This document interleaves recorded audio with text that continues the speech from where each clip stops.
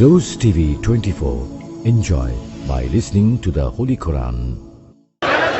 إن الحمد لله نحمده ونستعينه ونستغفره ونؤمن به ونتوكل عليه ونعوذ بالله من شرور أنفسنا ومن سيئات أعمالنا من يهده الله فلا مضل له ومن يضلل فلا هادي له أي فلن تجد له وليا مرشدا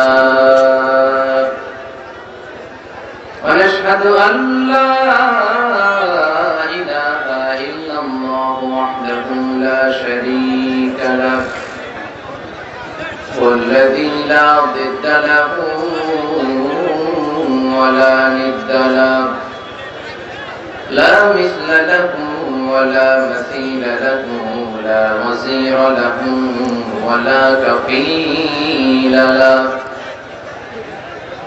لا شبه له ولا شبيه له لا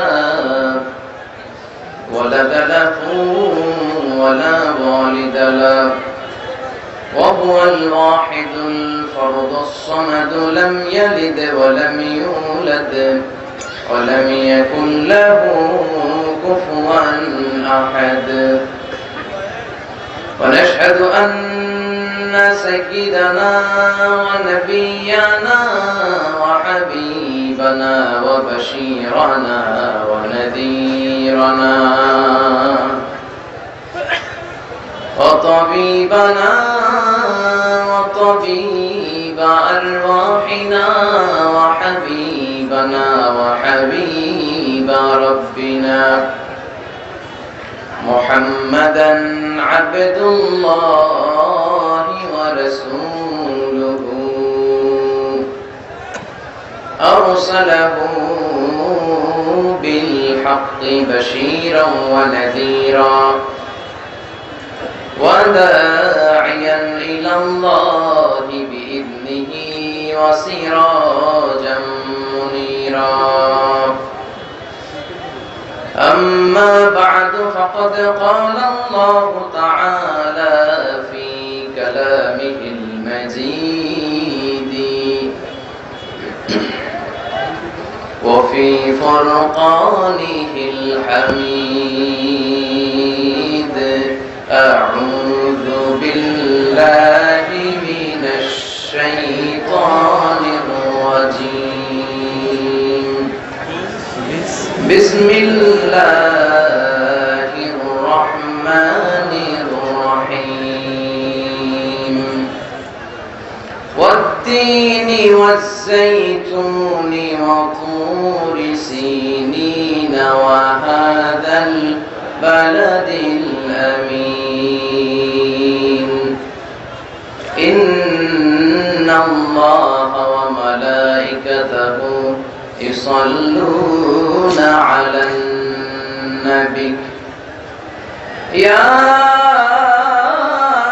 أيها الذين آمنوا صلوا عليه وسلموا تسليما اللهم صل على محمد وعلى آل محمد كما صليت على إبراهيم وعلى آل إبراهيم إنك حميد مجيد اللهم بارك على محمد وعلى آل محمد كما باركت على إبراهيم وعلى آل إبراهيم إنك حميد مجيد সকল প্রশংসার মালিক কে আল্লাহ সব ক্ষমতার উৎস কে আল্লাহ কেউ যেটা পারে না পারে কে আল্লাহ কেউ যেটা দেখে না দেখে কে আল্লাহ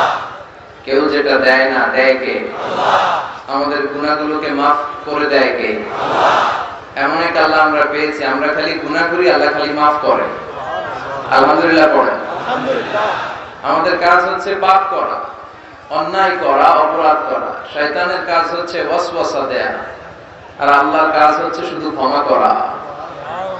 গাফিরিয যামব ওয়া কাবিলিত তাওব, তিনি মানুষের পাপ মোচন করে দেয়, তিনি তওবা কবুল করে। আপনার পাপ যত বড়ই হোক, অন্যায় যত বড়ই হোক, আল্লাহর দয়া ভালোবাসা তার চেয়েও বড়। আপনার পাপ আর অন্যায় যদি হয় খালের পানির সমান, বিলের পানির সমান, জেনে রাখবেন আল্লাহর দয়া সাগরের পানির সমান। আপনার পাপ আর অন্যায় আর অপরাধগুলো যদি হয় মাউন্ট এভারেস্টের মতো পাহাড়ের সমান, জেনে রাখবেন আল্লাহর দয়া আর ভালোবাসা আকাশের সমান। এজন্য নেভার গিভ আপ, কখনো হতাশ হবেন না। লা তাইয়াসু মির রাহিল্লাহ, ইন্নাহু লা ইয়াইয়াসু মির রাহিল্লাহি ইল্লাল কওমুল কাফিরুন। Never give up, a believer never give up. একজন বিশ্বাসী কখনো হাল ছাড়ে না। বিশ্বাসী ব্যক্তি, মুমিন ব্যক্তি ভরসা রাখে একজনের উপর, চিল্লায় বলতে হবে তিনি কে? তিনি সব সময় আপনার তওবার অপেক্ষায় থাকে যে আপনি কখন তওবা করবেন, কখন ক্ষমা চাইবেন। 24/7 ওনার দরজাটা খোলা।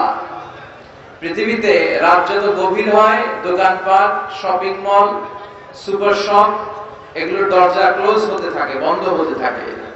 আর আল্লাহর কাছে রাত যত গভীর হয়, তার রহমতের দরওয়াজা আরো খুলতে থাকে। এজন্য পাপ যাই হোক না কেন, আমাদের ভরসার জায়গা একটা, চিল্লায় বলেন তিনি কে? মনে রাখবেন, আমাদের আমল, আমাদের ইবাদত, আমাদের বুজুর্গি দিয়ে আমরা কশিন কালেও জান্নাতে যেতে পারবো একমাত্র আল্লাহর রহমত ছাড়া, ঠিক কিনা? বিশ্বনবী বললেন মান নুকিশা উযিবা। ও আয়েশা, আল্লাহ যার নুকিশা মানে নিকাশ করবেন, আমরা বলি না হিসাব নিকাশ, বলি না? মান নুকিশা, আল্লাহ যার হিসাব নিবেন, হালাকা, ও শেষ। আল্লাহ যারা ধরবেন যে অন্যায় করলি কেন, নামাজ পড়লি না কেন, মিথ্যা বললি কেন, ইসলামের বিপক্ষে থাকলি কেন, একটার পর একটা যখন আল্লাহ ধরবে, আমি শেষ। আমাদের বাঁচার রাস্তা হচ্ছে আল্লাহর দয়া। বাঁচার রাস্তা কি? আল্লাহর দয়া ছাড়া জান্নাতে যাওয়া যাবে না। আয়েশা বললেন ইয়া রাসূলুল্লাহ, আল্লাহর দয়া ছাড়া কি আপনিও জান্নাতে যাবেন না? বিশ্বনবী বললেন না, আমিও যাব না, তবে আল্লাহর রহমত কিয়ামতের দিন আমার চারদিকটাকে ঘিরে রাখবে। বনি ইসরাইলের একজন আবেদ 100 বছর আল্লাহর ইবাদত করেছিল, তাহাজ্জুদ পড়েছিল, জিকির করেছিল, কপালে দাগ ফেলে দিয়েছিল। In the day of judgment, Allah Ta'ala তাকে বলবেন উদখুলিল জান্নাতা বিরাহমাতি, go to the paradise with my mercy, আমার দয়া রহমতে তুমি জান্নাতে ঢুকে যাও। সে বলবে বাল বি আমালি, আল্লাহ আপনার দয়া দিয়ে ঢুকবো কেন, আমি আমার আমল দিয়ে ঢুকতে চাই। আমি নামাজ তো কম পড়ি নাই, রোজা তো কম রাখি নাই, জিকির তো আপনার কম করি নাই, তাহাজ্জুদ পড়তে পড়তে জীবনটারে শেষ করে দিলাম, তো আপনার দয়া রহমত লাগবে কেন জান্নাতে ঢুকতে? আমি আমার আমল দিয়ে যেতে চাই। আল্লাহ বলবেন বড় ভুল কথা বললি রে গোলাম, কারণ আমি হচ্ছি সব রাজার বড় রাজা, মহারাজা, আমার সাথে এত হিসাব নিকাশ চলে না। আমি ঢুকতে বলছিলাম, ঢুকে যাওয়াটাই ভালো ছিল। ওকে, তোর যখন এত হিসাব করার ইচ্ছা, let's make a calculation man, চল একটা হিসাব করি। তো আল্লাহ একটু হিসাব করবেন, ওর 100 বছরের ইবাদত এক পাল্লায় রাখা হবে। আর আল্লাহ দয়া করে মায়া করে যে চোখ দিয়েছে, চোখটাকে আরেক পাল্লায় রাখা হবে। ওজন দেওয়ার পর দেখা যাবে মুহূর্তের মধ্যে চোখের পাল্লা ভারী হয়ে গেছে। আল্লাহ বলবেন this is the result of your calculation, এই দেখ ফলাফল খুব খারাপ। রেজাল্ট বলে, ফলাফল বলে, ওজন দেওয়ার পরে যেটা দেখা গিয়েছে, তুই এখন জাহান্নামে যাবি। Go to the hell fire, go to the hell fire, উদখুলিন নার, জাহান্নামে ঢুক। এবার আল্লাহ রলি বলবে আল্লাহ মাফ চাই, দোয়া চাই, জাহান্নামে তো আমি যেতে পারবো না, আমি বড় ভুল করেছি আল্লাহ, আমার আমল দিয়ে আমি জান্নাতে যেতে পারবো না তোমার দয়া ছাড়া। আল্লাহ বলবেন now you are on the right track man, এখন তুমি লাইনে আসছো, তখন বেলাইনে ঘুরতেছিলা। উদখুলিল জান্নাতা বিরাহমাতি, যাও আমার রহমতে, আমার দয়ায় আমার জান্নাতে ঢুকে যাও। এজন্য কিয়ামতের দিন আমরা আমাদের ইবাদত দিয়ে পার পাবো না। আমাদের যে ভাঙাচোরা নামাজ, আমাদের যে লোক দেখানো ইবাদত, আল্লাহর কসম এটার মিজানের পাল্লায় উঠালে এটার কোনো ওজন হবে না। আমাদের একমাত্র ভরসা কার? দয়া। এবার বুদ্ধিমানের মতো আওয়াজ করে উত্তর দেন, কিয়ামতের দিন আল্লাহর কাছে বিচার চান না দয়া চান? বিচার না দয়া? রোজ হাসরে আল্লাহ আমার করোনা বিচার, আল্লাহ করোনা বিচার, বিচার চাহি না তব দয়া চাহে এ গুনাহগার, আল্লাহ করোনা বিচার। আমি জেনে শুনে জীবন ভরে পাপ করেছি পরে পরে, এখন আশা নাই যে যাব তোরে বিচারে তোমার, আল্লাহ করোনা বিচার। পড়ে রোজ হাসরে করোনা বিচার, আল্লাহ করোনা বিচার। পড়েন আমিন। বিচার চাই, কি চাই? আরো জোরে বলেন দয়া। তিনি দয়ার ভান্ডার, তার দয়ার শেষ নাই, মায়ার শেষ নাই, ভালোবাসার তার শেষ নাই। তিনি ভালোবাসার আধার। তিনি ভালোবাসাকে 100 টুকরা করলেন, করে 99 টুকরা ভালোবাসা আল্লাহ তার নিজের মধ্যে রেখে দিলেন। 1 টুকরা ভালোবাসা সবার মধ্যে ঢেলে দিলেন, যা 1 টুকরা সবাই দিলাম ভালোবাসা। ওই 1 টুকরা ভালোবাসার ছিটে ফোঁটা পেয়েও আমাদের মধ্যে ভালোবাসা শেষ নাই, ঠিক কিনা? আইয়ুব বাচ্চু গান লিখে গেছে, সব ভালো তুই একা বাসিস নে, একটু ভালোবাসিতে দিস মোরে। কত ভালোবাসাবাসি, বাবার জন্য ছেলের ভালোবাসা, বন্ধুর জন্য বন্ধুর ভালোবাসা, গার্লফ্রেন্ডের জন্য বয়ফ্রেন্ডের ভালোবাসা আছে না নাই? নোয়াখালীতে তো গার্লফ্রেন্ড বয়ফ্রেন্ড নাই না? তোমাদেরও গার্লফ্রেন্ড আছে নাকি আবার? হ্যাঁ, এগুলো থেকে আমাদেরকে বেরিয়ে আসতে হবে। No girlfriend, no boyfriend. Islam support করে বিয়ে, বিয়ে ছাড়া কোনো ধরনের ভালোবাসার সম্পর্ক মুমিনের থাকতে পারে না। চিল্লায় বলেন ঠিক কিনা? নারী পুরুষের ভালোবাসাটা এটা জেনেটিক্যাল, এটা থাকবে। সাইয়েদনা আদম আর হাওয়ার মধ্যে ভালোবাসা ঢুকাই দিয়েছে কে? বংশ পরম্পরা, এটা আমাদের মধ্যেও কাজ করবে, কিন্তু এটা হতে হবে বিয়ের মধ্য দিয়ে। বিয়ের চেয়ে ভালো কাজ আর নাই। বিয়েটারে সহজ করে দেন, তাহলে জিনা ব্যভিচার অশ্লীলতা সমাজ থেকে কমে যাবে। এখন বিয়ে করতে লাগে আমাদের দেশে 10 লাখ, জিনা করতে লাগে 1000 টাকা। কথা বলেন। এজন্য ছেলেগুলো চরিত্র হারাচ্ছে, নিষিদ্ধ পল্লীতে যাচ্ছে, জীবনটারে শেষ করে দিচ্ছে। বাবা মা কিয়ামতের দিন আল্লাহর সুপ্রিম কোর্টের কাঠগড়ায় এ নিয়ে কোনো জবাব দিতে পারবে না। চিল্লায় বলেন ঠিক কিনা? আল্লাহ আমাদেরকে সহি সমঝ দান করুক। আমরা পড়ি আমিন। আর জোরে পড়েন আমিন। ইদ্রিসিয়া দাখিল মাদ্রাসার উদ্যোগে 5 দিন ব্যাপী প্রোগ্রাম, 4 দিনেই হয়তো ক্লোজ হয়ে যাচ্ছে। আজকে চতুর্থ রজনী। আজকের এই প্রোগ্রামের সভাপতি নজরুল ইসলাম শাহিন চৌধুরী ভাই, আপনাদের অত্র এলাকার স্বনামধন্য চেয়ারম্যান 7 নং মুসাপুর ইউনিয়ন পরিষদ। নজরুল ভাই আসছেন আপনি? মাশাআল্লাহ। আমাদের সভাপতি আমাদের মাঝে উপস্থিত আছে, আলহামদুলিল্লাহ পড়েন। আলহামদুলিল্লাহ। আজকের এই চতুর্থ রজনীতে কথা বলেছেন শেখ জামাল উদ্দিন, ঢাকা। আলোচনা শুনছেন না আপনারা? জি। অসাধারণ, কোরআন থেকে বয়ান করে। এবার হজে দেখা হয়েছিল ওনার সাথে, ওনার হাতে হাত রেখে অনেক হিন্দু কালিমা পড়ে মুসলমান হয়েছে, অনেক বৌদ্ধ মুসলমান হয়েছে, অনেক নৃগোষ্ঠী চাকমারেরা মুসলমান হয়েছে। আমাকে বললো এর সংখ্যা প্রায় 200। এর সংখ্যা প্রায় কত? 200। তো উনি খুঁজে খুঁজে কারা এরকম আগ্রহী তাদেরকে নিয়ে আসে, এনে ইসলামের সুশীতল ছায়ার ভেতরে ঢুকিয়ে দেয়। তো আমাকে বললো মিজান ভাই, এই 200 জনকে নিয়ে হোটেল শেরাটনে একটা প্রোগ্রাম করতে চাই, আপনার কিন্তু আসতে হবে। কি অসাধারণ ইনিশিয়েটিভ! এই ইনিশিয়েটিভ গুলো আমাদের নেওয়া দরকার। আল্লাহ আমাদের জামাল ভাইকে তুমি কবুল করো। আমিন। আমরা এই কথা বলেছেন মুফতি আমির হামজা, অসাধারণ কোরআন থেকে কথা বলে, আল্লাহর দেয়া বাংলাদেশের জন্য নিয়ামত। নিশ্চয়ই কোরআন থেকে চমৎকার বয়ান শুনিয়েছে। ভাই যা আলোচনা করলেন আমরা যেন আমল করতে পারি, তুমি তৌফিক দাও। আমিন। ওনাদের পাশাপাশি আমিও একজন নগণ্য কোরআনের শিক্ষার্থী, কিছু কথা কোরআন থেকে সরাসরি আপনাদের সাথে শেয়ার করব ইনশাআল্লাহ। পড়েন। যে বইটা থেকে কিছু কথা আমরা শুনতে চাই, আওয়াজ করে বলেন তো বইটার নাম? আল কোরআন। এই কোরআনে কোনো ভুল আছে? না। সন্দেহ আছে? না। সংশয় আছে? না। কেমন করে থাকবে? কারণ বইটাকে নাজিল করেছে কে? আল্লাহ। This is the book whereof there is no doubt and a guidance to those who are muttaqin. এটা এমন বই যে বইয়ে কোনো ভুল নাই, কোনো সন্দেহ নাই। মুত্তাকিনদের জন্য পথ প্রদর্শন করে বইটারে পাঠিয়েছে কে? আল্লাহ। আসুন আমরা সরাসরি এই বই থেকে কথা শুনি। আমি আমার খুতবার শুরুতে কোরআনের 30তম পারার ছোট্ট একটি সূরা 95 নম্বর সূরা সূরাতুত আত-তিন তেলাওয়াত করেছি।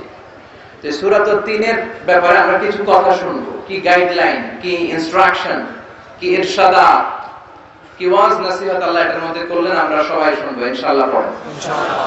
সূরাতুত তিন আমাদের মুখস্থ আছে না? এই সূরাটা মাক্কি সূরা। আওয়াজ করে বলেন তো কি সূরা? মাক্কি সূরা। এই সূরার আয়াত সংখ্যা 8টি। কয়টি? 8টি। এটা মাক্কি সূরা। এটা কোরআনের 30তম পারায় অবস্থিত। কততম পারায়? 30তম পারায়। এই সূরাটা আল্লাহ তাআলা একটা ফলের নামে ডেডিকেট করেছে। কিসের নামে? ফলের নামে। কোরআনের যে সূরাগুলো, এগুলোকে ইংরেজিতে বলে চ্যাপ্টার অফ দ্য হোলি কোরআন। তো কোরআনের চ্যাপ্টারাইজেশন গুলো যদি আপনি খেয়াল করেন, আপনি অবাক হবেন কি সুন্দর চ্যাপ্টারাইজেশন। এখানে আল্লাহ ফলের নামে একটা চ্যাপ্টার দিলেন। কোরআনে 114টা চ্যাপ্টার আছে। কয়টা? 114টা। সবাই বলেন 114টা। 114টা চ্যাপ্টার আছে কোরআনের ভিতরে। এর মধ্যে একটা চ্যাপ্টার আল্লাহ দিলেন ফলের নামে। কিসের নামে? ফলের নামে। সূরাতুত তিন। তিন হচ্ছে একটা ফল, ডুমুর ফল, ইংরেজিতে বলে ফিগ। ডুমুর খাইছেন না আপনারা? নোয়াখালীতে হয়। আগে শুনতাম ডুমুর খাইলে নাকি মানুষ পাগল হয়ে যায়। ভুয়া কথা, একেবারে ভুয়া কথা। ডুমুর ফলটা অনেক ভালো, হাইজেনিক, এটার মধ্যে হিউজ নিউট্রিশন আছে, অনেক সুস্বাস্থ্যকর একটা খাবার। তো ফলের নামে আল্লাহ সূরা দিলেন। এরপরে যেখানে খাবার রাখা হয়, ডাইনিং টেবিল বা মায়েদা, দস্তরখানা, এটার নামে একটা কোরআনে আল্লাহ সূরা দিলেন, সূরাতুল মায়েদা। সুবহানাল্লাহ পড়ে। সুবহানাল্লাহ। এরপরে মানুষের নামে সূরা দিলেন, জিনের নামে সূরা দিলেন। মানুষের নামে সূরা আছে না? আছে। সূরাতুল ইনসান। আবার কোরআনের সর্বশেষ সূরার নাম কি? কথা বলেন। নাস। এরপরে জিনদের নামে সূরা দিলেন, সূরাতুল জিন। এরপরে ইন্ডিভিজুয়াল মানুষের নাম ধরে সূরা দিলেন, সূরাতুল ইউনুস, ইউসুফ, হুদ, ইব্রাহিম, নূহ। সুবহানাল্লাহ পড়ে। সুবহানাল্লাহ। এগুলো হচ্ছে নবী। নবী ছাড়াও একজন আল্লাহর ওলির নামে সূরা দিলেন, সূরাতুল লুকমান। আছে না নাই? আছে। আবার সব নারীদেরকে খুশি করার জন্য আল্লাহ একটা সূরা দিলেন, সূরাতুন নিসা। আল্লাহর সুন্নাত দেখছেন, আল্লাহ নারীদেরকে খুশি রাখতে চায়, এজন্য নারীদেরকে খুশি রাখবে। বিষ্ণু বলেছেন রিফকাম বিল কাওয়ারিদ, নারীদেরকে কাচের গ্লাসের সাথে তুলনা করা হয়েছে। কাচের গ্লাস আস্তে ধরতে হয়, আস্তে রাখতে হয়। জোরে ধরলে, জোরে রাখলে ভেঙে যাওয়ার সম্ভাবনা আছে না নাই? নারীদের মনটা, হৃদয়টা একেবারে নরম। ওনাদের সাথে নরম কথা বললে ওনারা নরম, আর গরম হইলে ওনারা গরম। এজন্য ভালোবাসার কথা বলবেন বেশি, আদর সোহাগ দিয়ে বলবেন তুমি আমার সব।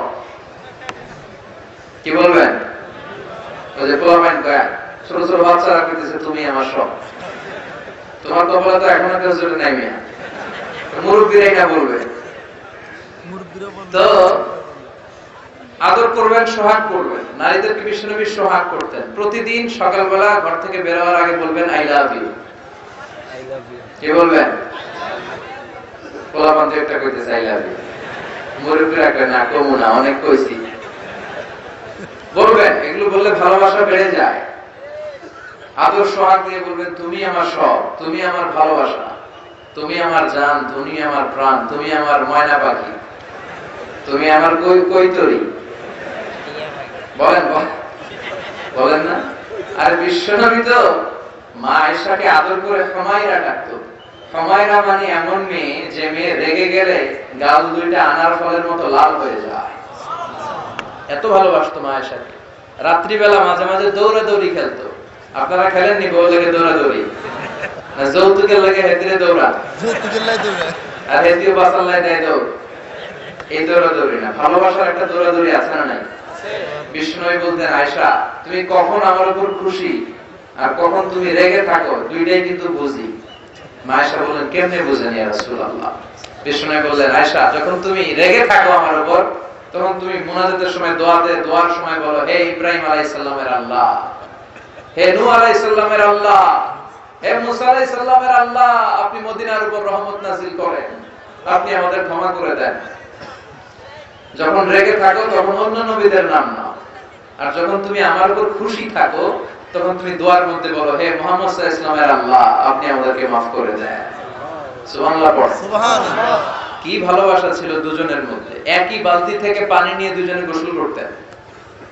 বিবাহিতরা টিপস নিয়ে যান, ভালোবাসা কেমনে বাড়াবেন। একই বালতি থেকে পানি নিয়ে গোসল করতেন বিশ্বনবী মুহাম্মদুর রাসূলুল্লাহ সাল্লাল্লাহু আলাইহি ওয়াসাল্লাম। গ্লাসের যেই জায়গায় ঠোঁট লাগিয়ে মা আয়েশা পানি খেতেন, বিশ্বনবী ঠিক ওই জায়গায় ঠোঁট লাগিয়ে পানি খেতেন।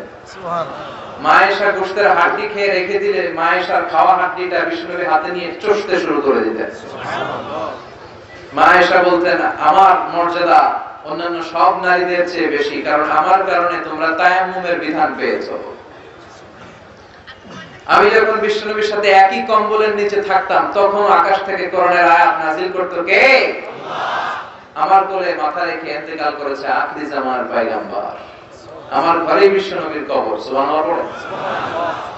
মাঝে মাঝে রাতে দৌড়াদৌড়ি করত। একদিন বললেন আয়েশা, নতুন বিয়ে হয়েছে, কুমারী নারী, একমাত্র কুমারী নারী বিশ্বনবীর, আয়েশা চলো দৌড়াদৌড়ি খেলি। ওই যে পিলারটা দেখা যায় বা খেজুর গাছ দেখা যায়, কে কার আগে ধরতে পারি। দুইজনে দৌড় দিলেন। বিশ্বনবী ইচ্ছে করে আস্তে দৌড়ালেন। বিশ্বনবী জোরে দৌড়ালেন, আয়েশা পারবে? কথা বলেন। মক্কার এক কুস্তিগীরকে ধরে বিশ্বনবী 3 বার আছাড় মেরেছিলেন। ঘোড়া হাঁকালে সাহাবীরা বলতো, নবীর ঘোড়া কই যে চলে যেত আমরা খুঁজেই টের পেতাম না। এক হাতে 40 জন জান্নাতের শক্তি ঢুকায়া দিয়েছে কে? আল্লাহ। তো আস্তে করে দৌড়ালেন, মা আয়েশা আগে যে পিলার ধরলো, জিতে গেল। বলল, নবী আমি জিতেছি। বিশ্বনবী বললেন, ঠিক আছে তুমিই জিতেছো। আসলে ইচ্ছা করে যে জিতাই দিয়েছে, মা আয়েশা টের পায় না। তো জিতাই দিয়ে মাঝে মাঝে একটু। এরপরে তার কয়েক বছর পরে মা আয়েশা তখন আর চিকন নেই, এবার মোটা হয়ে গিয়েছে। আবার মাঝরাতে বললেন, আয়েশা চলো আজকে একটু এক্সারসাইজ করি। ওই যে পিলার দেখা যায়, কে কার আগে ধরতে পারে দেখি। দুইজনেই দৌড়। এবার বিশ্বনবী মনে মনে বলে, আজকে নো চান্স, আজকে কিন্তু তোমার জিতাই দিব না, আজকে আমি দৌড়াবো। আগে দৌড়ে জিতে গেলেন। মা আয়েশা হয়ে গেলেন সেকেন্ড। এবার মা আয়েশার মন খারাপ। বিশ্বনবীর কাছে যেয়ে বললেন, ইয়া হুমায়রা, ইয়া আয়েশু। হুমায়রা মানে যার গাল লাল হয়ে যায়, মানে লালি। এ আমার লালি গো। কইতে রেখে এমনি এমনি কইতে কইছি। বিষ্ণুবী এরকম খুনসুটি করতেন, ভালোবাসা দেখাতেন। হে আমার লালি বউ, ও আমার আদরের বউ। হ্যাঁ দিহি সাবকাতু বিতিল, কইছে 7 বছর আগে তুমি আমারে হারাই দিছিলে দৌড়ে, আজকে তোমারে হারাই ওটা শোধ নিয়ে নিলাম। সুবহানাল্লাহ। বাড়িতে গিয়ে বললেন, এরকম ভালোবাসার দরকার আছে না নাই? স্বামী স্ত্রী একে অপরকে সালাম দিবেন, একে অপরের প্রশংসা করবেন, স্ত্রীর সৌন্দর্যের প্রশংসা করবেন। আপনার স্ত্রী আপনি বলবেন যে তুমি সুন্দরী, তুমি অনন্যা, তুমি রূপবতী, তুমি গুণবতী, তুমি অপ্সরী, তুমি প্রিয়ংবদা, তুমি সুহাসিনী, তুমি সুকেশিনী, তুমি শুভাসিনী, তুমি অসূর্যম কোষা, মেঘ কালো কেশ, কাজল কালো চুল, হরিণের মতো ডাগো ডাগো তোমার দুটি চোখ। এগুলো বলবেন, বললে খুশি হয়ে যাবে। এরপর বাসায় যে সে অনেক কাজ করে, ছেলে মেয়েদেরকে দেখে, রান্না বান্না করে, এগুলোর প্রশংসা করবেন। বিশেষ করে রান্নার প্রশংসা যদি করা যায়, স্ত্রী অনেক খুশি হয়ে যাবে। আপনি 10 লাখ টাকা দিলেও এত খুশি হবে না, রান্নার প্রশংসা করলে যত খুশি হবে। আজকে থেকে রান্নার প্রশংসা করতে রাজি আছেন তো? ছোট্ট একটা গল্প দিয়ে শুরু করি। এক লোক ওয়াজে শুনেছে যে আসলে স্ত্রীর প্রশংসা করা দরকার, আগে আগে সালামটা দিয়ে দেয়া দরকার, তার চেহারার প্রশংসা, তার রান্নার প্রশংসা করা দরকার। তো মাহফিল শুনে বাড়িতে গিয়ে দেখে স্ত্রী তার জন্য অপেক্ষা করছে খাবার নিয়ে। ঘরে ঢুকেই স্ত্রী খাবার দিচ্ছে প্লেটে, স্বামী খায় আর মিটি মিটি হাসে। তো স্ত্রী বলে, এই ওয়াজ শুনে আসছো, রাত বাজে 12টা, খাও ভালো কথা, হাসো কেন? মহিলাদের সামনে আবার হাসা যায় না, মিটমিট করে হাসবেন না, ওকে নিয়েই হাসবেন। তো সে বলে, না হাসতেছি এই কারণে, আজকে যে তুমি রান্না করছো না, এই রান্নাটা এত মজা হয়েছে আমার জীবনে, আমার পুরো জীবনে এত মজার গরুর গোশতের রান্না আমি খাই নাই। রান্না মজা হয়েছে শুনে স্ত্রী তেলে বেগুনে জ্বলে উঠছে। বলে, কি রান্না মজা হয়েছে? মানে বিগত 10 বছরের সংসার, 10 বছর ধরে রান্না করে খাওয়াই, একদিনও আমার রান্নার প্রশংসা করলা না। আর আজকে পাশের ঘরের ভাবি একটু গরুর গোশতের তরকারি পাঠাইছিল, পাশের ঘরের ভাবি একটু গরুর গোশতের তরকারি দিয়ে গেছিল বাটিতে। তো আজকে রাতে চুলায় কোনো তরকারি বসাই নাই। ওই মহিলার রান্না তোমার এত ভালো লাগছে, খাওয়া জন্মের খাওয়া, আর রান্ধুন না। তো জেনে নিবেন যে রান্নাটা খাস, তা না হলে রোজা রাখা লাগতে পারে, ঠিক কিনা? প্রিয় ভাইরা, আমাদের ফ্যামিলি গুলো হচ্ছে আমাদের সম্পদ। পৃথিবী ব্যাপী যদি মুসলমান নিধন শুরু হয়ে যায়, ইসলাম পালন বন্ধ হয়ে যায়, রাষ্ট্রীয়ভাবে যদি ইসলাম নিষিদ্ধ হয়, আমার ফ্যামিলিটা যদি মুসলিম থাকে, আমার ঘরের রাজা কিন্তু আমি, চিল্লা এখন ঠিক কিনা? আমার ঘরের রাজা আমি, এখানে আমি ইসলাম পালন করতে পারবো। এজন্য ফ্যামিলিটা খুব জরুরি। আজকে ইউরোপ আমেরিকায় ব্রোকেন ফ্যামিলির কোনো অভাব নাই। বাবা আছে, মা নাই, মা আছে, বাবা নাই, শান্তি নাই, সুখ নাই। আমরা এই সুখের সুজলা সুফলা বাংলাদেশের ঐতিহ্যকে হারাতে চাই না। আমরা অনেক আগ থেকে একান্নবর্তী ফ্যামিলি ছিলাম, একসাথে মিলেমিশে থাকা। এটার ভেতরে সুখ দেয় কে? আল্লাহ। চিল্লায় বলেন কে? সূরাতুত তিন, ফলের নামে সূরা, মনে আছে? ফলের নামে সূরা দিলেন, পুরুষের নামে দিলেন, সব নারীদেরকে খুশি করার জন্য। আল্লাহ যে নারীদেরকে খুশি করতে চায়, এজন্য একটা সূরা দিলেন, সূরাতুন নিসা। পড়েন সুবহানাল্লাহ। এরপরে প্রাণীর নামে সূরা দিলেন, সূরাতুল বাকারা, সূরাতুল আনকাবুত, সূরাতুন নামাল, নাহাল। এরপর ভূমিকম্পের নামে একটা সূরা আছে কোরআনে, জানেন কি নাম? এটা সুলসিলাতিল আরদু জিলজালা। তো আজকে আমরা যে সূরাটা নিয়ে বসছি, এটার নাম সূরাতুত তিন। কি সূরা? বিশ্বনবী বারা ইবনে আযিব রাদিয়াল্লাহু তাআলা আনহুর বর্ণনা, সহিহ বুখারীর বর্ণনা, সহিহ হাদিস। তিনি বলেন, বিশ্বনবীকে আমি এশার নামাজে এই সূরাতুত তিন তেলাওয়াত করতে দেখেছি। ওমা সামি'তু আহসানা সাওতিন মিনহু, বিশ্বনবীর চাইতে সুন্দর কণ্ঠের তেলাওয়াত আমি আমার জীবনে শুনি নাই।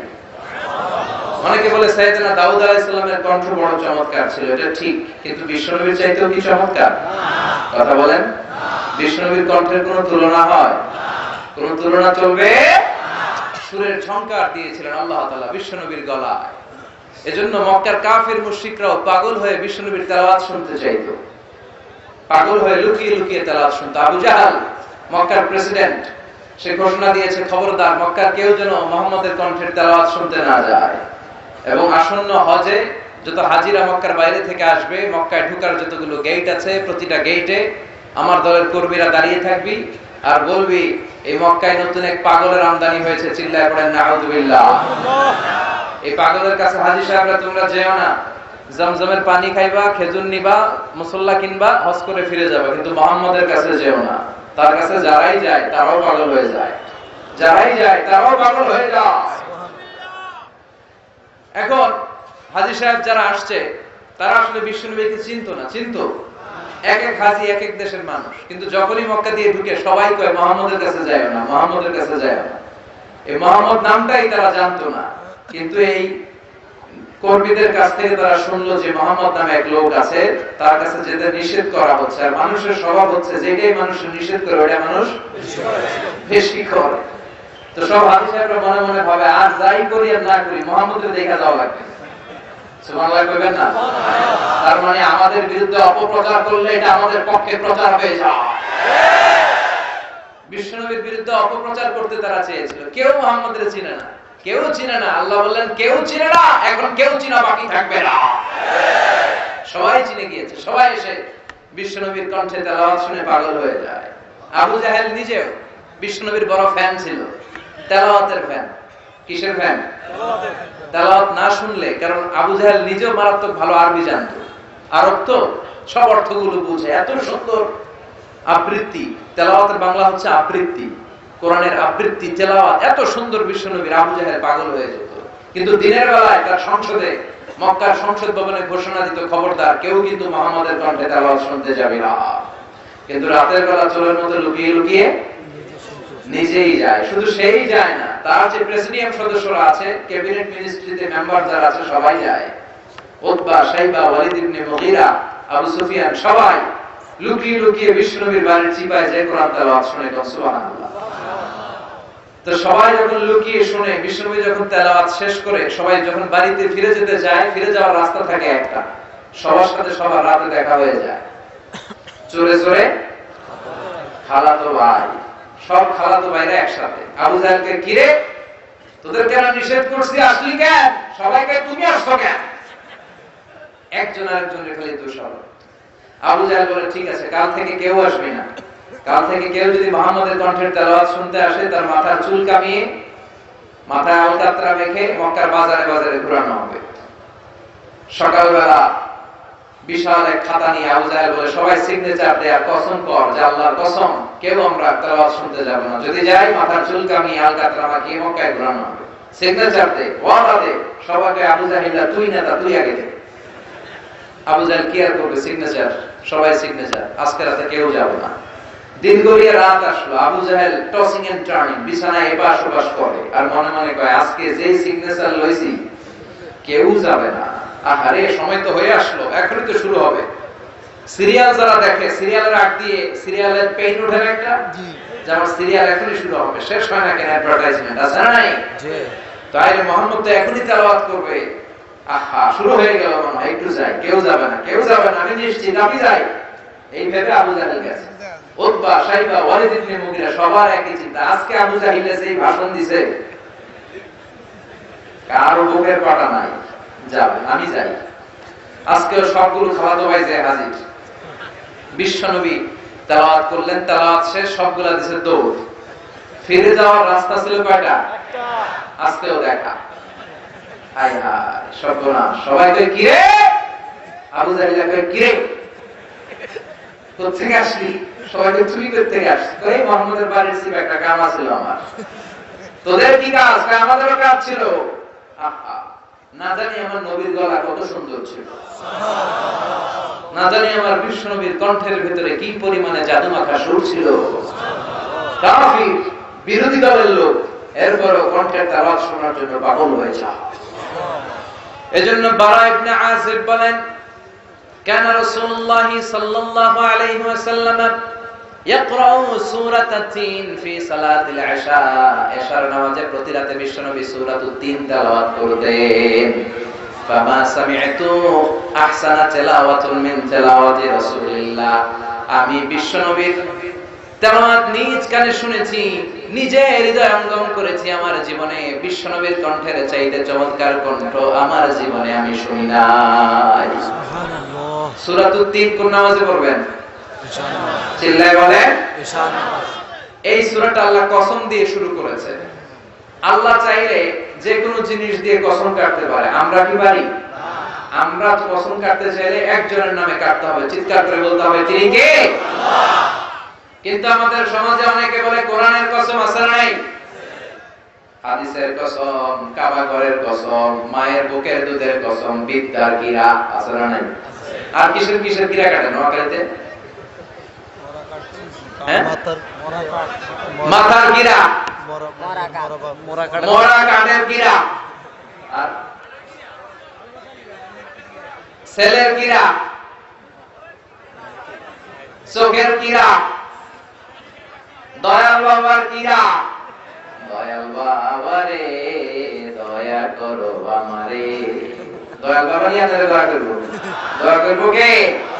দয়াল আল্লাহ রে দয়া করো আমারে। সবাই পড়েন, দয়াল আল্লাহ রে দয়া করো আমারে। সুবহানাল্লাহ পড়েন।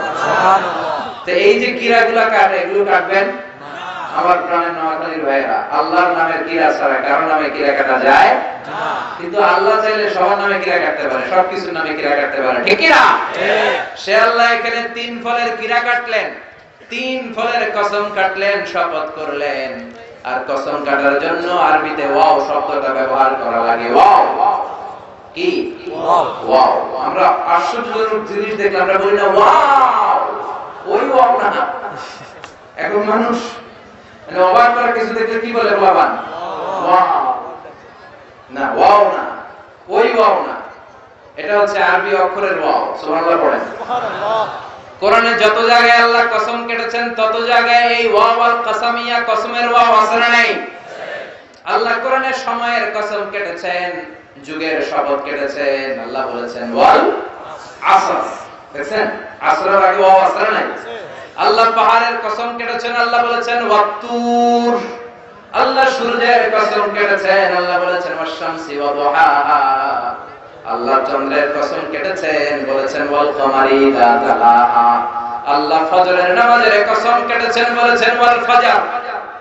জিলহজ মাসের 10 দিনের কসম কেটেছেন, বলেছেন ওয়া লায়ালিন আশর। জোরার বেজরের কসম কেটেছেন, আল্লাহ বলেছেন ওয়াশ-শাফা'i ওয়াল ওয়াতর। আর এখানে আল্লাহ তিন ফলের কসম কেটেছেন, তিনি বলেছেন ওয়াত। চিল্লায় বলেন ওয়াত। তিনের শপথ। তিন হচ্ছে ডুমুর, বাংলায় হচ্ছে ডুমুর। চিল্লায় বলেন তো তিন অর্থ কি? আরবিতে বলে ফিগ। এই ডুমুর ফল খাবেন, আরব দেশের 3 ডুমুর আর আমাদের ডুমুরে একটু পার্থক্য আছে। আরব দেশের 3টা বড় মজা, ব্ল্যাক 3, হোয়াইট 3, দুইটাই আছে। সাদাটা বেশি মজা। এই 3 ফল যারা খাবে এদের ডায়াবেটিসের রোগ হবে না। সুবহানাল্লাহ বাইরে গিয়া আমাদের বাংলাদেশীদের জাতীয় রোগ কি? ডায়াবেটিস। তো ডায়াবেটিস যাদের আছে তারা এই 3 ফল ডুমুর ফল খাবেন। অনেক মেয়েদের ইররেগুলার মাসিক হয়, ইররেগুলার মেনস্ট্রুয়েশনাল পিরিয়ড হয়, সময় মতো হয় না। যাদের এই সমস্যা আছে আমার বোনেরা 3 ফল সিদ্ধ করে খাবেন। আপনার মাসিককে স্বাভাবিক করে দিবে কে? আল্লাহ। 3 ফল খেলে আপনার গায়ে স্ট্রেংথ এন্ড স্ট্যামিনা বাড়িয়ে দিবে কে? আল্লাহ। এই 3 ফল 3 গাছ জান্নাতের গাছ, the tree of heaven, the tree of paradise। সুবহানাল্লাহ পড়েন। সুবহানাল্লাহ। রব্বুল আলামিন জান্নাতে সাইয়েদনা আদমকে বললেন ওয়ালা তাকরাবা হাদিহি শাজারাতা ফাতাকুনা মিনাল যালিমিন। ও আদম, খবরদার তুমি আর হাওয়া জান্নাতের হাওয়া খাও, জান্নাতের শিশু পার্কে দোলা খাও, জান্নাতের সোফা সেটে আরাম করে বসো, খাবার খাও, মौज মাস্তি করো, সব কিছু জান্নাতের খেতে পারবা, শুধুমাত্র জান্নাতের একটা ফল খাওয়া যাবে না, নিষিদ্ধ ফল, এটার কাছে যাও না। আবার আল্লাহ বলেন ওয়ালাকাদ আহিদনা ইলা আদম মিন ক্বাবলু ফানাসিয়া ওয়া লাম নাজিদ লাহু আসমা। আমি আদমকে স্পেশাল একটা অর্ডার করেছি, কিন্তু অর্ডার পালন করতে আদম ভুলে গেছে। আদম ভুলে গেছে, শয়তানের ওয়াসওয়াসায় পড়ে সব কিছু খাওয়ার সাথে সাথে নিষিদ্ধ গাছের ফল খেয়ে পড়েছে। নাউজুবিল্লাহ বলেন না? এই নিষিদ্ধ গাছের ফল খাওয়ার সাথে সাথে সাইয়েদনা আদম আর হাওয়া আলাইহিস সালামের দেহের জান্নাতি পোশাক খুলে পড়তে শুরু করলো, নেকেড হতে শুরু করলো, গায়ে জান্নাতি পোশাক আর থাকে না। ওমিয়া খেয়াল রাখবেন, শয়তানের মিশন জান্নাতেও যা, দুনিয়ায় এসেও তা। জান্নাতে শয়তানের মিশন ছিল আমার বাবা আদম আলাইহিস সালাম আর হাওয়া আলাইহিস সালামকে উলঙ্গ করা, তাদেরকে নেকেড বানানো, কেমন করে তাদের দেহ থেকে পোশাক কমানো যায়। ওই মিশন শয়তানের দুনিয়ার বুকে আছে না নাই? আজ শয়তানের একই মিশন, কেমন করে দেহ থেকে পোশাক নামানো যায়, কেমন করে জিনা ব্যভিচার করানো যায়, কেমন করে মদের আড্ডা খানায় নিয়ে জাহান্নামী বানানো যায়, কেমন করে নারীদেরকে দেহ থেকে বোরকা আর পর্দা নামিয়ে উলঙ্গ করা যায়। চিল্লায় এখন ঠিক কিনা? আমার বোনেরা, আমার মায়েরা, যাদের কানে আমার মাইকের আওয়াজ আপনার যাচ্ছে, খেয়াল রাখবেন, শয়তানের মিশন জান্নাতেও ছিল যেটা, দুনিয়াতেও সেটা। এজন্য হিজাব কোন মুসলিম নারী ছাড়তে পারে না। হিজাব হচ্ছে আপনার কাছে আমানত।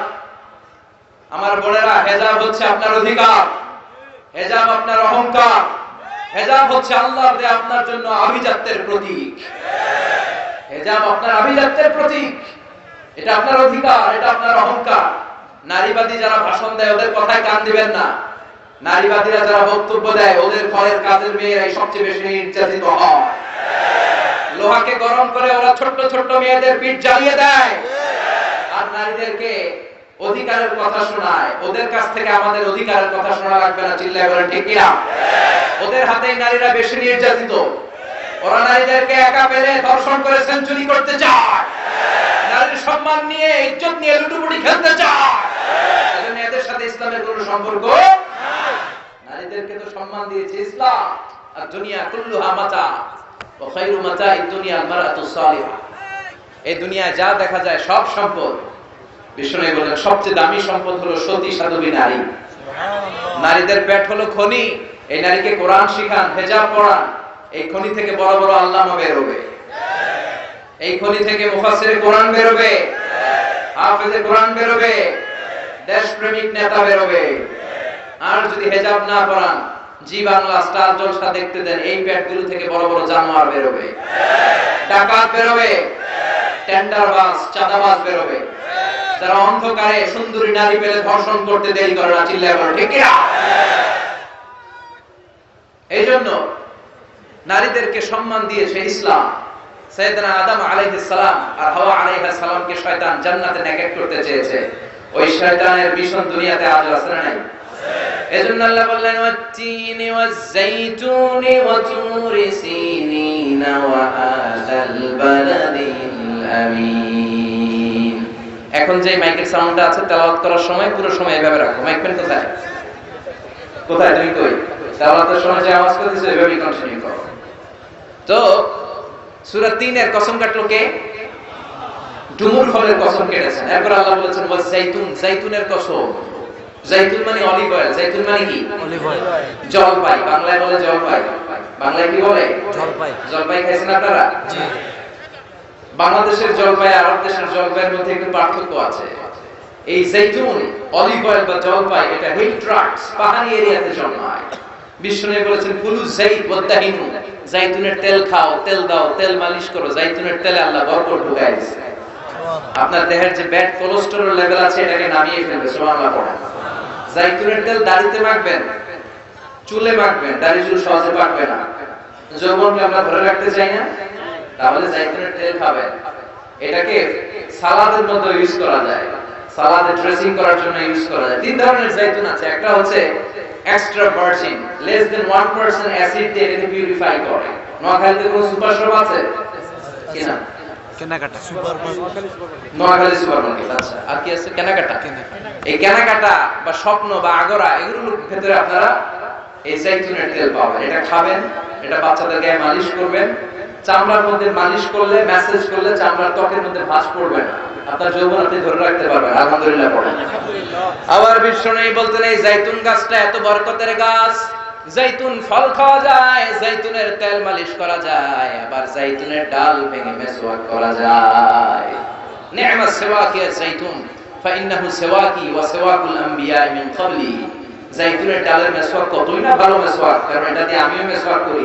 আমার আগে সব নবীরা জাইতুনের ডাল ভেঙে ভেঙে মেসওয়াক করতেন। চিৎকার করে বলেন সুবহানাল্লাহ। এজন্য আল্লাহ বললেন ওয়াত-তিনি ওয়াজ-জাইতুনি ওয়া তুরি সিনিন ওয়া হাযাল বালাদিল আমিন। তিন ফলের কসম, জাইতুন ফলের কসম কাটলো কে? আসলে তিন আর জাইতুন দিয়ে কসম কেটে আল্লাহ যে এলাকায় তিন জাইতুন বেশি হয় ওই এলাকায় কসম কেটেছেন। মুফাসসিরিনদের কথা, সুবহানাল্লাহ পড়েন। সবচেয়ে বেশি তিন আর জাইতুন হয় শাম দেশে। কোন দেশে? যেটা বর্তমান সিরিয়া, ফিলিস্তিন। বিষ্ণু বলেছেন তুবা লিশাম, শাম দেশের মধ্যে অনেক বরকত। আল্লাযী বারাকনা হাওলাহু, এই শাম দেশের চারদিকে আমি বরকত দিয়ে ভরে দিয়েছি। চিল্লায় বলেন সুবহানাল্লাহ। এই শাম দেশ হলো বিশ্বনবীর মেরাজের স্টেশন। মেরাজ করতে যে সরাসরি রব্বুল আলামিন বিশ্বনবীকে মক্কা থেকে আকাশে তুলে নেয় নাই, মক্কা থেকে বিশ্বনবীকে বাইতুল মুকাদ্দাসে নিয়েছে কে?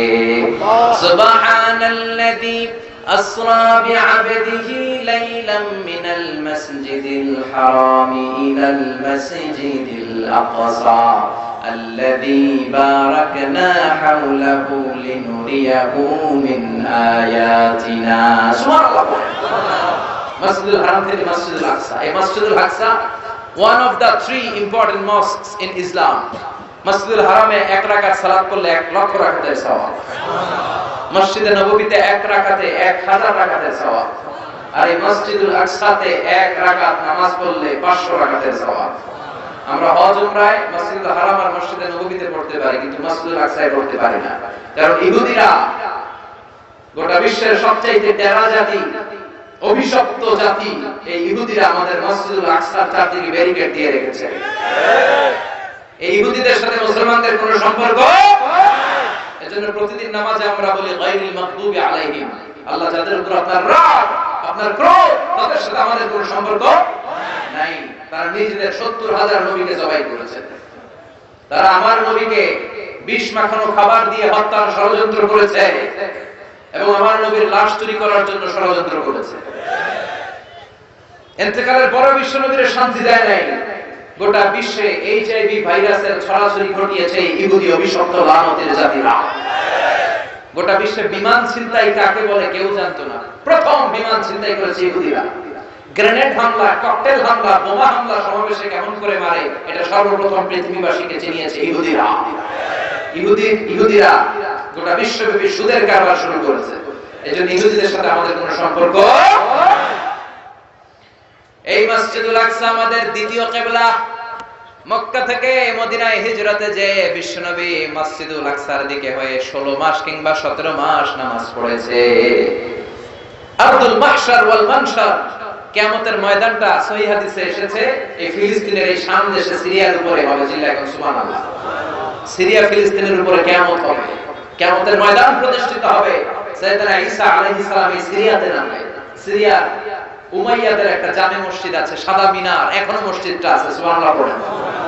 ওই মসজিদের সাদা মিনারের পাশে আসর আর মাগরিব নামাজের মাঝখান দিয়ে ঈসা আলাইহিস সালাম দুইটা চাদর পরে ফেরেশতার পাখায় ভর করে শাঁ করে জমিনে নেমে আসবে। এবং ফিলিস্তিনে এখনো একটা জায়গা আছে, জায়গাটার নাম হচ্ছে বাবুল লুত। ওই জায়গায় সাইয়েদনা ঈসা আলাইহিস সালাম নিজ হাতে দাজ্জালকে হত্যা করবে। এজন্য আল্লাহ বললেন এই তিন আর জাইতুনের কসমের মধ্য দিয়ে মূলত আমি বরকতের জায়গা ফিলিস্তিনের কসম কেটেছি, কোন সুবহানাল্লাহ। এরপরে আল্লাহ বললেন ওয়া তুরি সিনিন, তুরে সিনিনের কসম, তুর পাহাড়ের কসম। নাম শুনছেন না? মিশরে দুইটা জেলা আছে, সাউথ সাইনা, নর্থ সাইনা, মানে উত্তর সাইনা, দক্ষিণ সাইনা। এই দক্ষিণ সাইনাতে এই তুর পাহাড় অবস্থিত 2285 মিটার উঁচু। সুবহানাল্লাহ বলেন। এই তুর পাহাড়ের উপরে সাইয়েদনা মুসা আলাইহিস সালাম আল্লাহর সাথে কথা বলতেন। সুবহানাল্লাহ করবেন না? এই তুর পাহাড়ের উপরে রব্বুল আলামিন মুসা আলাইহিস সালামের কাছে তাওরাত কিতাব নাযিল করেছেন, নিজ হাতে লিখে কাঠের ফলকের মধ্যে মুসা আলাইহিস সালামকে দিয়ে বললেন, মুসা এই নাও তাওরাতের বাণী, বনি ইসরাইলের কাছে নিয়ে যাও, তাওরাতের বাণী প্রচার করো। মুসা আলাইহিস সালাম অনেক শক্তিশালী মানুষ ছিলেন, এক থাপ্পড় মেরে ফেরাউনের বাবুর্চিকে দুনিয়া থেকে বিদায় করে দিয়েছেন। রেগে গেলে ওনার মাথার চুলগুলো টুপি ভেদ করে উপর দিয়ে এরকম খাড়া হয়ে দাঁড়িয়ে যেত। থাপ্পড় মেরে মালাকুল মউতের চোখ কানা করে দিয়েছিলেন। তো মুসা আলাইহিস সালামের গায়ে এত শক্তি, উনি ভাবলেন আল্লাহ তাআলা এই তুর পাহাড়ের উপরে আমাকে তাওরাত কিতাব দিলেন, আল্লাহ নিজ হাতে লিখে লিখে দিলেন কাঠের ফলকের উপর, তক্তার উপর। কত খুশনসিব আমার, যাই যাই তাওরাতের ফলকগুলো নিয়ে বাড়িতে যাই, এটা দাওয়াত দিতে হবে। কিন্তু কাঠের তক্তার মধ্যে হাত দিয়ে দেখে তক্তা নাড়ানো যায় না। এর চেয়ে অনেক বড় তক্তা জীবনে উনি কাঁধে নিয়েছেন, কিন্তু তাওরাত লেখা তক্তা নাড়ানো যায় না। তক্তা চিনেন তো না? চিনেন? কাঠের বড় বড় মোটা তক্তা থাকে না, তো এই তক্তা নাড়ানো যায় না। উনি ভাবলেন এই দিক দিয়ে নাড়ানো যায় না, মনে হয় ওই দিক দিয়ে যাবে, ঘুরে ওই দিক দিয়ে যে তক্তা ধরে টান দেয়, কিন্তু তক্তা নাড়ানো যায় না। এবার ভাবলেন মাঝখান থেকে ধরলে মনে হয় পারা যাবে, মাঝখান দিয়েও পারা যায় না। আল্লাহর ডেকে বললেন, আল্লাহ কেমন তক্তার উপরে তাওরাত লিখে দিলা, তক্তা নড়ে না, আমার ভাই জিব্রাইল রে বলো আমারে সাহায্য করতে। আল্লাহ বললেন, জিব্রাইল যাও সাহায্য করো তোমার ভাই মুসারে। সাইয়েদনা মুসা বললেন, ও জিব্রাইল তুমি ওই দিকে ধরো, আমি এই দিকে ধরি, দুইজনে মিলে টান দেই, এইও আরো জোরে, আসরা নাই? তো দুইজনে মিলে হেইওকে টান দিচ্ছে, কিন্তু কি আজীব তামাশা, দুইজনে মিলে টানাটানির পরেও তক্তা নড়ে। যত গায়ে জোর আছে ইচ্ছে মতো টান দিচ্ছে, টানের চোটে দেহের প্রতিটা লোমকূপ দিয়ে ঘাম বের হচ্ছে, টানের চোটে কোমরের রগ ছিঁড়ে যাওয়ার অবস্থা, কিন্তু তক্তা নাড়ানো যায় না। সুবহানাল্লাহ। ও আল্লাহ, জিব্রাইল তো পারে না, জিব্রাইলের সহকারী ফেরেশতাদের পাঠাও, সবাই মিলে তক্তা টানাটানি করে, তক্তা নড়ে না। আল্লাহ বললেন, মুসা তক্তার ওজন নাই, কিন্তু এই তক্তার মধ্যে যে বাণীগুলো লেখা, বাণীটা কার? এটা বোঝানোর জন্য আমি তক্তার ওজন বাড়িয়ে দিয়েছি। এবার তুমি একাই পারবা, কাঁধে নাও, কাঁধে নিয়ে বাড়িতে যাও। এবার মুসা আলাইহিস সালাম একা তক্তাগুলো কাঁধে নিয়ে বাড়িতে রওনা বলে। এই তাওরাত কিতাব আল্লাহ তাআলা তুর পাহাড়ের উপরে নাযিল করেছেন। সুবহানাল্লাহ। মেরাজের রজনীতে বিশ্বনবীকে আকাশ দিয়ে উড়িয়ে তুর পাহাড়ের উপরে রেখে সাইয়েদনা জিব্রাইল বললেন, নবী আপনি একটু দোয়া করেন। বিশ্বনবী বললেন, আমাকে দোয়া করতে বললা, এটা কোন জায়গা, কোন পাহাড়, অন্ধকারে কিচ্ছু দেখি না। সাইয়েদনা জিব্রাইল বললেন, এটা আপনার ভাই মুসার পাহাড়, এটা হলো তুর পাহাড়। মেরাজের রাতে বিশ্বনবী ওখানে একটা স্টেশন দিয়েছিলেন। আমি নিজেই তুর পাহাড়ে জীবনে 2 বার উঠছি, আলহামদুলিল্লাহ। আমার জীবনে এর চেয়ে বেশি কষ্ট আমি করি নাই। এই তুর পাহাড়ে উঠতে যে কষ্ট। নিচে একটা গির্জা আছে খ্রিস্টানদের, সেন্ট ক্যাথারিনা গির্জা। আবার একটা জায়গা আছে ওয়াদি আল মুকাদ্দাস, তুয়া, পবিত্র উপত্যকা। সুবহানাল্লাহ পড়ে। ওখানে জায়গাটা 3 ধর্মের লোকদের জন্য তীর্থস্থান, পবিত্র জায়গা। খ্রিস্টানরাও যায়, ইহুদিরাও যায়, আমরাও যাচ্ছি। মাঝরাতে ওঠা শুরু করতে হয়, ফজরের সময় উঠে আবার ব্যাক করতে হয়, কারণ 10টা-11টা করে সূর্যের তাপে পাথরের এত তীব্রতা, গরম হয়ে যায়, মানুষের পক্ষে সহ্য করা সম্ভব হয় না। উঠলাম বে, আল্লাহু আকবার, যেখানে নূরের তাজাল্লি দিয়ে আল্লাহ পাহাড়টাকে জ্বালিয়ে দিয়েছিল। ফালাম্মা তাজাল্লা রাব্বুহু জাআলাহু দাক্কান ওয়া খাররা মুসা সাইকা। মুসা আলাইহিস সালাম বেহুশ হয়ে গেলেন। ওইখানে গেলাম, তুর পাহাড়ের উপরে একটা খ্রিস্টানদের ছোট চার্চ আছে, ইহুদিদের একটা ছোট্ট সিনাগগ আছে। আমাদের যেমনি মসজিদ, ইহুদিদের মসজিদের নাম কি? সিনাগোগ, কি নাম? একটা সিনাগোগ আছে। আর আমাদের ছোট্ট একটা মসজিদ আছে, ফজরের সালাত পড়লাম, সেখান থেকে নেমে আসলাম। এই দূর পাহাড় এমন একটা জায়গা, ইয়াজুজ মাজুজ এসে যখন পৃথিবীতে ফিতনা ছড়াবে, সাইয়েদনা ঈসা আলাইহিস সালামের নেতৃত্বে দুনিয়ার সব মুসলমানগুলো দূর পাহাড়ের উপরে যে আশ্রয় নেবে, চিল্লায় বল সুবহানাল্লাহ। এজন্য আল্লাহ বললেন ওয়াত-তিনি ওয়াজ-যাইতুনি ওয়া তুরি সিনিন ওয়া হাদাল বালাদিল আমিন। তার মানে তিন আর জাইতুন দিয়ে আল্লাহ ফিলিস্তিনের কসম কাটলেন, তুর পাহাড়ের মধ্য দিয়ে আল্লাহ মিশরের কসম কাটলেন, আর সর্বশেষে ওয়া হাদাল বালাদিল আমিন, এই নিরাপদ শহরের কসম বলে আল্লাহ মক্কাতুল মুকাররমার কসম কাটলেন। চিৎকার করে বলেন সুবহানাল্লাহ। এই তিনটা দেশে বড় বড় তিনজন নবীকে পাঠিয়েছে কে? ফিলিস্তিন হলো সাইয়েদনা ঈসা নবীর জন্মস্থান, মিশর হলো মুসা নবীর জন্মস্থান, মক্কাতুল মুকাররমায় বিশ্ব নবীর জন্মস্থান। আছে না নাই? হযরতরা যারা করেছেন দেখবেন সৌদি গভর্নমেন্ট বিশ্ব নবীর জন্মস্থানটাকে চিহ্নিত করে রেখেছে, একটা লাইব্রেরি, মাকতাবা, ওইখানে গেলে ফ্রি বই পাওয়া যায়, বিশ্ব নবীর জন্মস্থান। এর পাশে আবু জাহিলের জন্মস্থান, ওইখানে সৌদি সরকার টয়লেট বানায় রাখছে। বাঙালি হাজিরা জেদ্দা এয়ারপোর্টে নেমেই সবার আগে কয় আবু জাহিলের টয়লেট করবে। সবাই বলে আরে এই না জেদ্দা, 80 কিলো দূরে মক্কা, এরপর আপনি উমরা করবেন, হোটেলে যে বিশ্রাম নেবেন, চুল চেঁচে ফেলবেন, এরপরই না আবু জাহিলের বাড়ি। কয় না, আগে ওর বাড়িতে যাবেন, যাইয়া আইগা বাড়ি দিয়ে আসবেন। বিশ্বনবীর জন্য মানুষের কত ভালোবাসা, বিশ্বনবীর জন্য মানুষের কত মায়া, তার বিপরীতে আবু জাহিলের প্রতি ঘৃণা গোটা বিশ্বের মানুষের আছে না নাই? কারণ আবু জাহিল হলো জঙ্গি, বিশ্বনবী হলো মুজাহিদ, ঠিক কি না? ফেরাউন হচ্ছে জঙ্গি আর মুজাহিদ হচ্ছে সাইয়েদনা মুসা আলাইহিস সালাম। সাইয়েদনা ইব্রাহিম আলাইহিস সালাম জঙ্গি, সাইয়েদনা ইব্রাহিম আলাইহিস সালাম হচ্ছে মুজাহিদ। তাহলে জঙ্গিটাকে নাম বলেন, আরো জোরে বলেন। এখনো যারা ইসলামের পক্ষে কথা বলে তারা মুজাহিদ। আজকের এই ইদ্রিসিয়ার বাগানে যারা এসেছে প্রত্যেকটা দিনের এক একটা মুজাহিদ, চিল্লায় বলেন ঠিক কি না? আর যারা ইসলামের বিপক্ষে কথা বলে, ইসলামের বাস দিতে চায়, এক একটা জঙ্গি, চিল্লায় বলেন ঠিক কি না? আমরা মুজাহিদ হতে চাই, আমরা ডানপন্থী হতে চাই, আমরা নবীদেরকে মডেল হিসেবে মানতে চাই, ঠিক কি না? এজন্য আল্লাহ বললেন ওয়া হাদাল বালাদিল আমিন, এই নিরাপদ শহরের কসম। নিরাপদ শহরের নাম হলো মক্কা। এই মক্কার পূর্ব নাম ছিল বাক্কা। মক্কার আগের নাম কি জানেন? বাক্কা। ইন্না আউওয়ালা বাইতি বুদিআ লিন-নাস লাল্লাযী বিবাক্কাতা মুবারাকা, নিশ্চয় পৃথিবীর প্রথম ঘর এটা আমি মক্কাতুল মুকাররমায় সেটআপ করেছি। আর মক্কার আগের নাম ছিল বাক্কা। মক্কার আগের নাম কি? এখন মক্কায় অনেক হোটেল আছে, হোটেলের নাম ফুন্দুক বাক্কা, মানে বাক্কা হোটেল। সুবহানাল্লাহ বলেন। এই বাক্কা শহরকে আল্লাহ কোরআনে বলেছেন উম্মুল কুরা, সব শহরের মা। ওমান দাখালাহু কানা আমিনা, যারা এই শহরে প্রবেশ করবে তাকে নিরাপত্তা দেয় কে? মক্কা শহর কি যে চমৎকার শহর, a city that never sleeps anymore, যে শহরটা কখনো ঘুমায় না। রাত 3টার যে দৃশ্য, রাত 5টায় যে দৃশ্য, দুপুর 12টায় যে দৃশ্য, রাত 11টায় ঠিক একই দৃশ্য। চিৎকার করে বলেন ঠিক কি না? এজন্য বিশ্বনবী বলতেন মক্কা তো আহাব্বুল বিলাদ ইলাইয়া, মক্কা হলো আমার কাছে সবচাইতে প্রিয় জায়গা। লাউলা খরিজতু লামা খারাজতু, মক্কা থেকে জোর করে যদি আমাকে কুরাইশরা বের করে না দিত, আমি কোনদিন মক্কা ছাড়তাম না। সুবহানাল্লাহ। আল্লাহ বললেন এটা হচ্ছে মাসাবাতান লিন-নাসি ওয়া আমনা, সব মানুষের মিলন কেন্দ্র। কাবায় যখন আযান হয় তখন মৌমাছির বাসার দিকে মৌ পোকাগুলো যেমনি ভনভন ভনভন করে ছুটে, সবগুলো মুসল্লি কাবা ঘরের দিকে ছুটতে থাকে। চিৎকার করে পড়েন সুবহানাল্লাহ। কাবার আযান শুনেছেন? আল্লাহ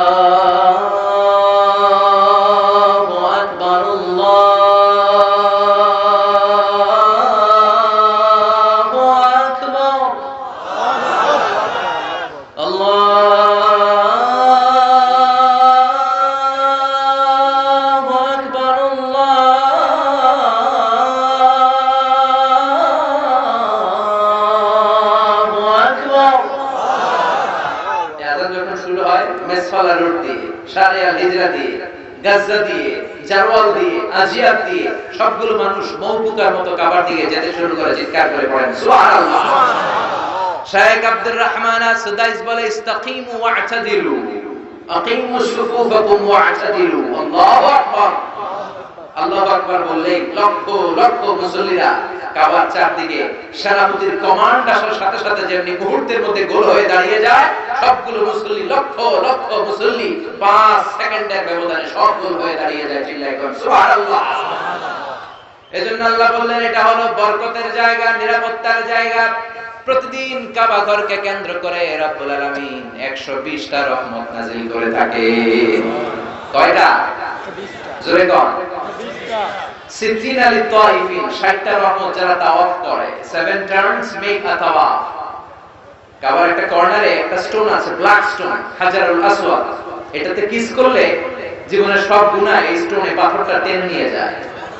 কিয়ামতের দিন আল্লাহ এই পাথরকে একটা ঠোঁট দিবে, জিহ্বা দিবে আর দুইটা চোখ দিবে, আর পাথরটাকে দাঁড় করাবে। কিয়ামতের ময়দানে পাথরটা দাঁড়িয়ে দাঁড়িয়ে বলবে, আল্লাহ এই মুসল্লি, এই হাজী, এই উমরা পালনকারী আমাকে চুমু দিয়েছিল, এরে তুমি জাহান্নামে ঢোকাতে পারবে না।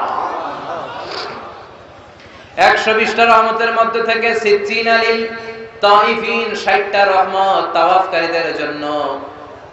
40 আলিল মুসল্লিন, 40টা রহমত যারা কাবার চারদিকে নামাজ পড়ে তাদের জন্য।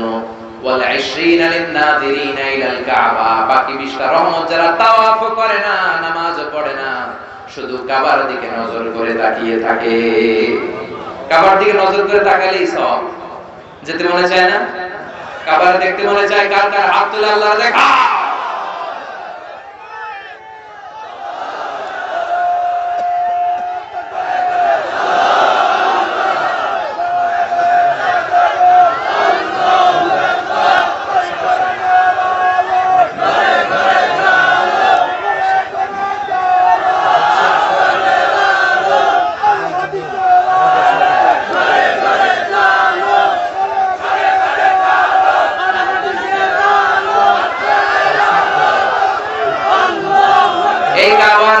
জিয়ারত যেন আমাদের নসিব হয়। আওয়াজ করে সবাই পড়ে না আমিন।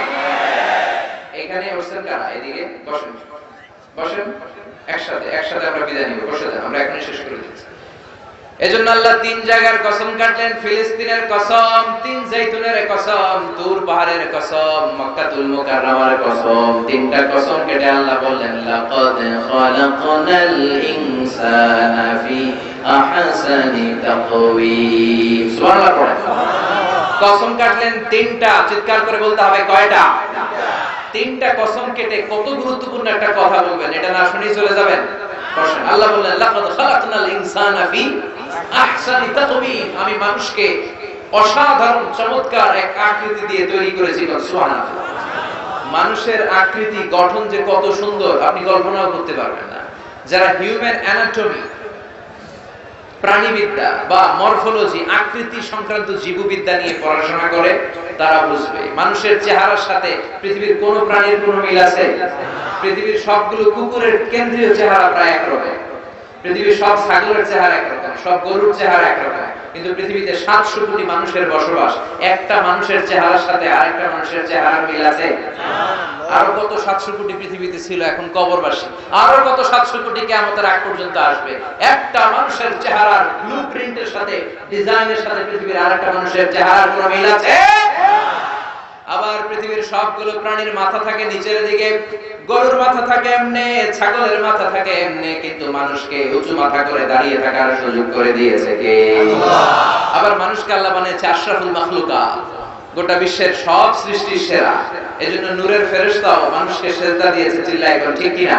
তুমি মাটির আদমকে প্রথম সৃষ্টি করিয়া ঘোষণা করিয়া দিলে শ্রেষ্ঠ বলিয়া, তাই তো নূরের ফেরেশতা করে আদমকে সেজদা, তাই তো নূরের ফেরেশতা করে আদমকে সেজদা, সবার চেয়ে সম্মান দিলে মাটির আদমকে। পড়েন, আল্লাহু আল্লাহু তুমি জাল্লে জালালু, শেষ করা তো যায় না গে তোমার গুণগান। আল্লাহু আল্লাহু, সুবহানাল্লাহ পড়েন। একজনের চেহারার সাথে আরেকজনের চেহারার কোনো মিল আছে? চিল্লায় বলেন। এজন্য রব্বুল আলামিন বলেন, ওয়া মিন আয়াতিহি খালকুস সামাওয়াতি ওয়াল আরদি ওয়াখতিলাফু আলসিনাতিকুম ওয়া আলওয়ানিকুম ইন্না ফি যালিকা লাআয়াতিন লিল আলিমিন। সুবহানাল্লাহ। আল্লাহ বলেন, আমার সৃষ্টির মধ্যে অন্যতম সৃষ্টি আকাশ জমিন সৃষ্টি। মানুষের ভাষার ভিন্নতা, গায়ের রঙের ভিন্নতা, এই যে বাঙালিরা আমরা কোন ভাষায় কথা বলি?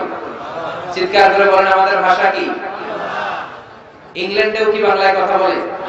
সিঙ্গাপুরে? আপনারা কি মনে করছেন পৃথিবীর সবাই বাংলাতে কথা কয়? না, এক একজনের ভাষা এক একটা। আমি সর্বপ্রথম বাংলাদেশ থেকে বের হয়েছি 2008 সালে। আমি মিশরে যখন যাই গভর্নমেন্ট স্কলারশিপে, ধর্ম মন্ত্রণালয়ে 2007 এ আমি ফার্স্ট হলাম সারা বাংলাদেশ আল্লাহর মেহেরবানিতে। তখন ইজিপশিয়ান গভর্নমেন্ট আমাকে স্কলারশিপ দিয়ে পৃথিবীর সবচেয়ে বড় যে university, Al Azhar university, the biggest and the oldest Islamic university ever in the world, ওটাতে নিয়ে গেল। তো 11 জনের এক বাহিনী নিয়ে আমরা গেলাম 2018 সালের শুরুর দিকে। তো ওই প্রথম আমার বিদেশের সফর। প্রথমে কুয়েতে ছিলাম, কুয়েত থেকে কায়রো, সেখানে আমাদেরকে বরণ করা হলো, নিয়ে যাওয়া হলো মাদিনাতুল বুউস আল ইসলামিয়া, ফরেন ইন্টারন্যাশনাল স্টুডেন্ট ইসলামিক হোস্টেলে। এই প্রথম আমি বিদেশিদের মাঝখানে যে নিজের আবিষ্কার করলাম, এইদিকে তাকাই ওইদিকে তাকাই, সুবহানাল্লাহ, কত যে নিয়ামত। এক একজন এক এক ভাষায় কথা কয়। আমি বাংলায় বললে আমার ইংল্যান্ডের ফ্রেন্ডরা বুঝে না, আবার ইংল্যান্ডের ফ্রেন্ডরা ইংরেজিতে কইলে আরবরা বুঝে না, আর আরবরা যখন জায়গা হাবিবি আমেলে কয়েস এরকম বলা শুরু করে চায়নারা বুঝে না, আর চায়নারা যখন একজন আরেকজনের সাথে ইয়াং ফিয়াং জিয়াং চিয়াং চিয়াং এরকম শুরু করে, আমরা কিছুই বুঝি না। সুবহানাল্লাহ পড়ে। তো এই যে ভাষার ভিন্নতা, এটার তাফসীর আমি ভালো বুঝতে পেরেছি যখন মিশরে গিয়েছি। এরপরে আল্লাহ বললেন ওয়াখতিলাফু আলওয়ানিকুম, তোমাদের চামড়ার ভিন্নতা। আমার চামড়া যেমন, আপনার চামড়া তেমন, ওনার চামড়া তেমন। এক বাবার 5 ছেলে, একটা ধলা আর একটা কালা আর একটা শ্যামলা, আসলে নাই? ওইখানে যে আমি প্রথম আফ্রিকান ছেলেদের দেখলাম। আমি প্রথম যেদিন গেলাম মাগরিবের নামাজে আমরা যখন ঢুকলাম, ঢুকেই দেখি আল্লাহু আকবার, students of more than 100 nationalities, they are coming to offering salah of maghrib. মাগরিবের নামাজ পড়ার জন্য হোস্টেল থেকে, যে হোস্টেলে ঢুকলাম 100টা দেশের ছাত্র থাকতো, 100টারও বেশি। এদিক থেকে চায়নারা আসতেছে, ওইখান থেকে Indonesia, Singaporean, American, Australian, Bangladeshi, Pakistani, African আসতেছে। এই প্রথম আমার জীবনে আমি নিগ্রো মানুষ দেখেছি, কালো মানুষ। নিগ্রো, কুচকুচে কালা, পাতিলার তলা কি কালা, এসো কালা। হাসি দিলে শুধু তাদের দাঁত দেখা যায়, কিন্তু অনেকে আছে দেখতে কালো, কলিজাটা দুধের মতো সাদা, আছে না নাই? আবার অনেকে আছে দেখতে সাদা কিন্তু ভিতরটা কুচকুচে কালো, আছে না নাই? প্রথম আমি মাগরিবের সালাত পড়ে সালাম ফিরে দেখি ডান দিকে মুনকার, বাম দিকে নাকির। ডান দিকে এক আফ্রিকান, ইয়া বড় কুচকুচে কালো, বাম দিকে আরেক আফ্রিকান। আমি দেখে দিছি দৌড়, সবাইকে দৌড়ান কেন? এগুলো আপনার বন্ধু। আমি কয় কি? আমার বন্ধু। বললো হ্যাঁ, 100টা বেশি দেশের ছাত্র এখানে পড়বেন, সব তো বাঙালিরা না। এই প্রথম আমি কুচকুচে নিগ্রো লোকদের দেখেছি। আমার পাশের রুমে থাকতো এক চায়না, তার পাশে পাকিস্তান, তার পাশে সেনেগালের এক আফ্রিকান ছেলে। সেনেগালের রাজধানী হলো ঢাকা। তো ও বললো, ওই ছেলেটার নাম হচ্ছে আব্দুল ফাত্তাহ। আমার বলে মিজান, আমার বাবা সেনেগালের সবচেয়ে বড় মুফাসসির। সেনেগালের নির্বাচনের আগে, নির্বাচনী প্রচারণার আগে সব এমপি মন্ত্রীরা আমার বাবার কাছ থেকে দোয়া নিয়ে তারপরে নির্বাচনী প্রচারণায় নামে। বুঝতে পারলাম সব দেশেই ক্ষমতায় যাওয়ার জন্য ইসলামের তেল মালিশ করার দরকার, আছে না নাই? এদেশেও দেখবেন নির্বাচনের আগ দিয়ে টুপির কোম্পানিগুলো লাল, টুপি সব বিক্রি শেষ, নির্বাচনও নাই, টুপিও নাই। চিল্লায় এখন ঠিক না? তো আব্দুল ফাত্তাহ আমারে বললো, আমার বাবা অনেক বড় আলেম। একদিন আমার রুমে এসেছে, আমার একটা ফ্রিজ ছিল সেখানে ঠান্ডা পানির জন্য। এসে আমার হাতের সাথে হাত ঘষে আর কয়, hey man Mizan, how did you become so white? আমি তো কালা, তুই তো সাদা হলি কেন? আমি বললাম, আব্দুল ফাত্তাহ, সাদা তো আমি ইচ্ছা করে হই নাই, আমার সাদা বানিয়ে পাঠিয়েছে কে? তোমাকেও কালো বানিয়ে দুনিয়ায় পাঠিয়েছে কে? আব্দুল ফাত্তাহ বলে, মিজান, সাদার কালো যেই আমরা যেটাই হই, কেটে দিলে কিন্তু এক রঙের লাল টকটকে রক্ত বেরোবে, ঠিক কি না? কালো আর ধলো এ তো বাইরে কেবল, ভিতরে সবাই সমান রঙ। এজন্য আল্লাহ বলে, there is no difference, কোনো পার্থক্য নাই। there is no difference between black and white, between upper and lower, between the richer section of the society and poorer section of the society, between the prime minister, between the president, between the member of the parliament and rickshaw puller, factory worker, everyone is completely equal. 100% equal, totally equal in the eyes of Islam. চিৎকার করে বলেন ঠিক কি না? ইসলাম বলে সাদা কালোয় পার্থক্য নাই, ধনী গরিবের পার্থক্য নাই, নোয়াখালী বরিশালে পার্থক্য নাই, প্রধানমন্ত্রী আর কুড়িওয়ালা টালাওয়ালা আল্লাহর কাছে কোনো পার্থক্য নাই। আল্লাহর কাছে কিয়ামতের দিন সেই সবচেয়ে সেরা, ইন্না আকরামাকুম ইনদাল্লাহি আতকাকুম, যার হৃদয়ে আল্লাহর ভয় বেশি সেই আল্লাহর কাছে সেরা। চিল্লায় এখন ঠিক কি না? যাদের হৃদয়ে আছে আল্লাহর ভয় তারা কবু পথ ভুলে যায় না। আল্লাহর প্রেম ছাড়া এই দুনিয়ায় কারো কাছে কোনো কিছু চায় না।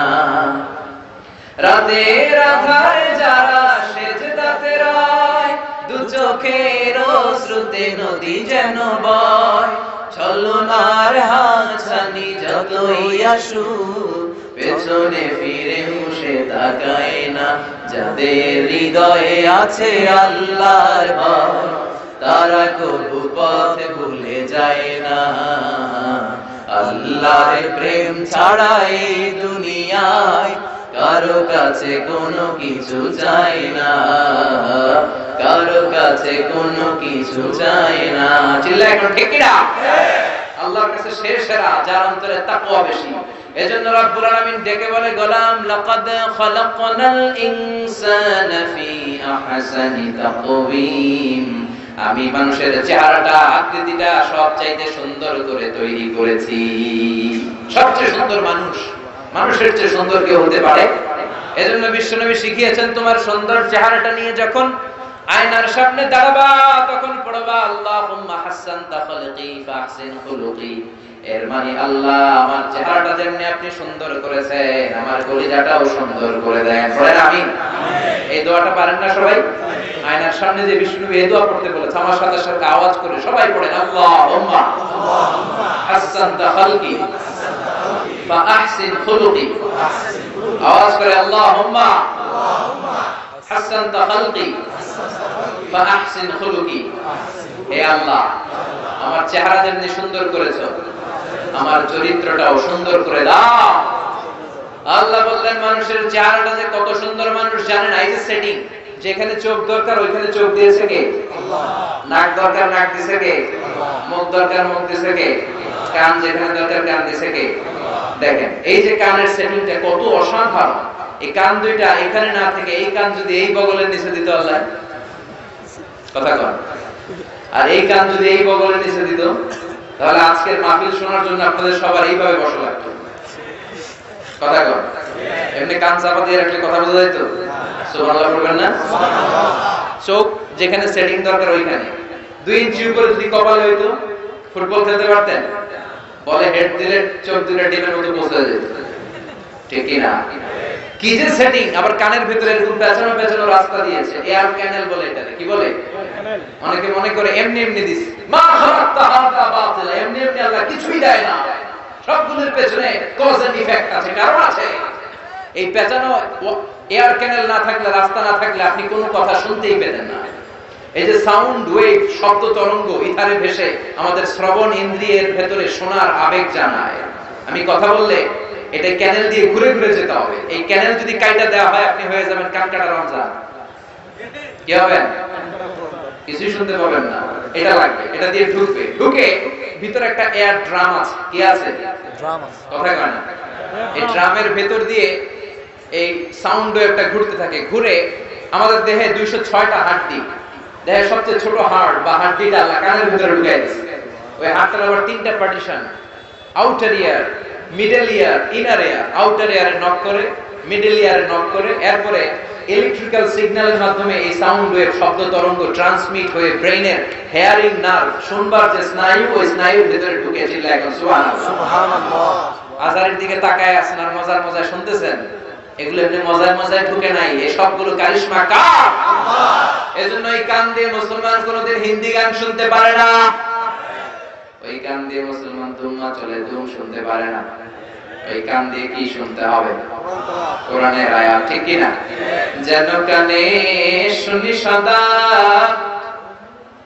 তোমার কালাম, হে খোদা চোখে যেন দেখি শুধু কোরআনের আয়াত।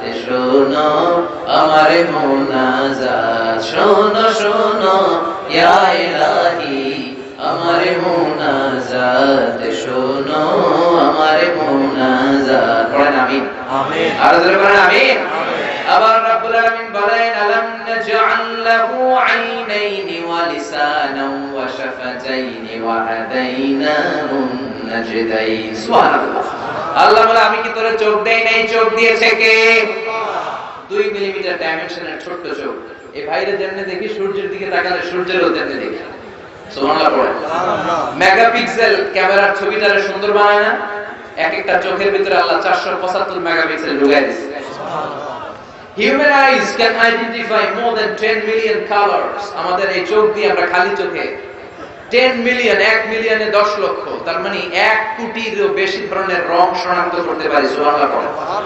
এরপর আল্লাহ বললেন জিহ্বা যেখানে সেটিং এর দরকার ওইখানে করলাম। দেখেন এই জিহ্বার উপরের দিক দিয়ে খাবারের স্বাদ নেওয়া যায়, জিহ্বার তলা দিয়ে খাবারের স্বাদ পাওয়া যায়? কথা কম।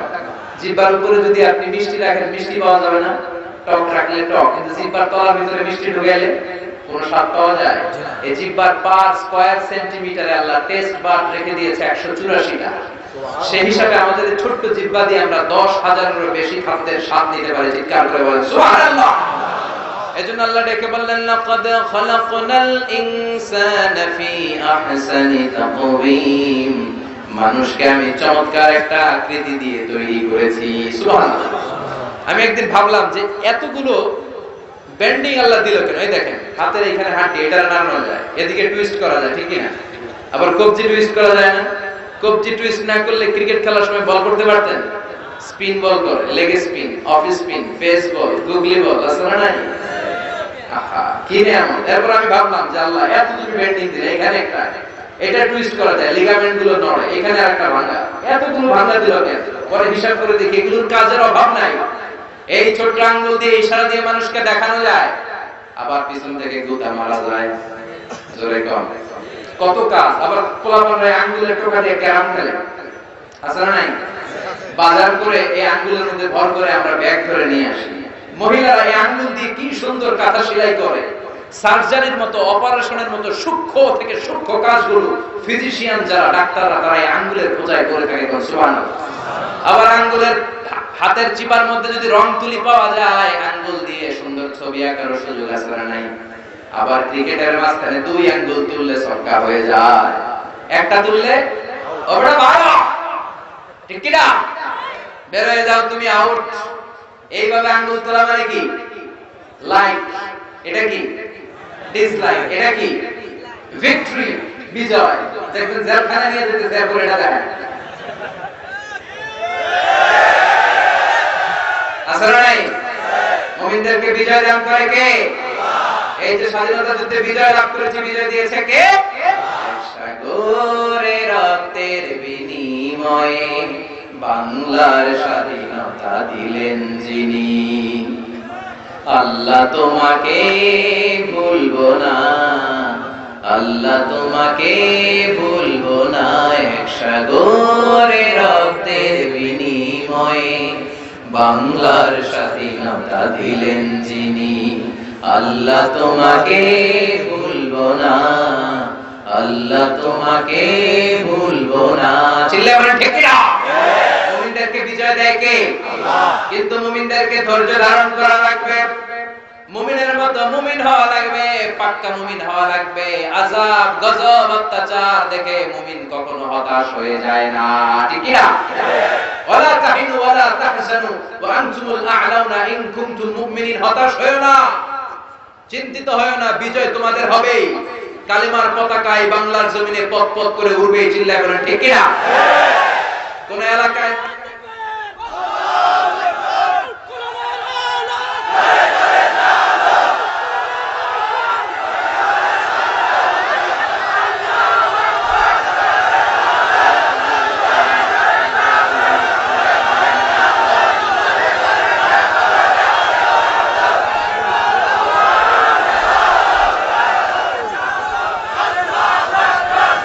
আমরা ইসলামকে এদেশে বিজয়ী শক্তির মসনদে দেখতে চাই। চিল্লায়ে বলো ঠিক কি না? কেউ যদি মাজলুম হয়, মাজলুমের রক্ত যদি জমিনে লাগে, ওই জমিনের ক্ষমতা আল্লাহ মাজলুমদের হাতে তুলে দেয়। রাত্রি যত গভীর হয়, সুবহে সাদিকের সময় কাছে আসতে থাকে। গর্ভবতী নারীর পেটের ব্যথা যত বাড়তে থাকে, নতুন মেহমান আসার সময় বাড়াতে থাকে। তেমনি ইসলামের পক্ষের শক্তির উপর আযাব, গজব, অত্যাচার যত বাড়তে থাকে, কালিমার বিজয়ের সময় কাছে আসতে থাকে। এজন্য ইসলামের বিজয়কে কেউ ঠেকায় রাখতে পারবে না।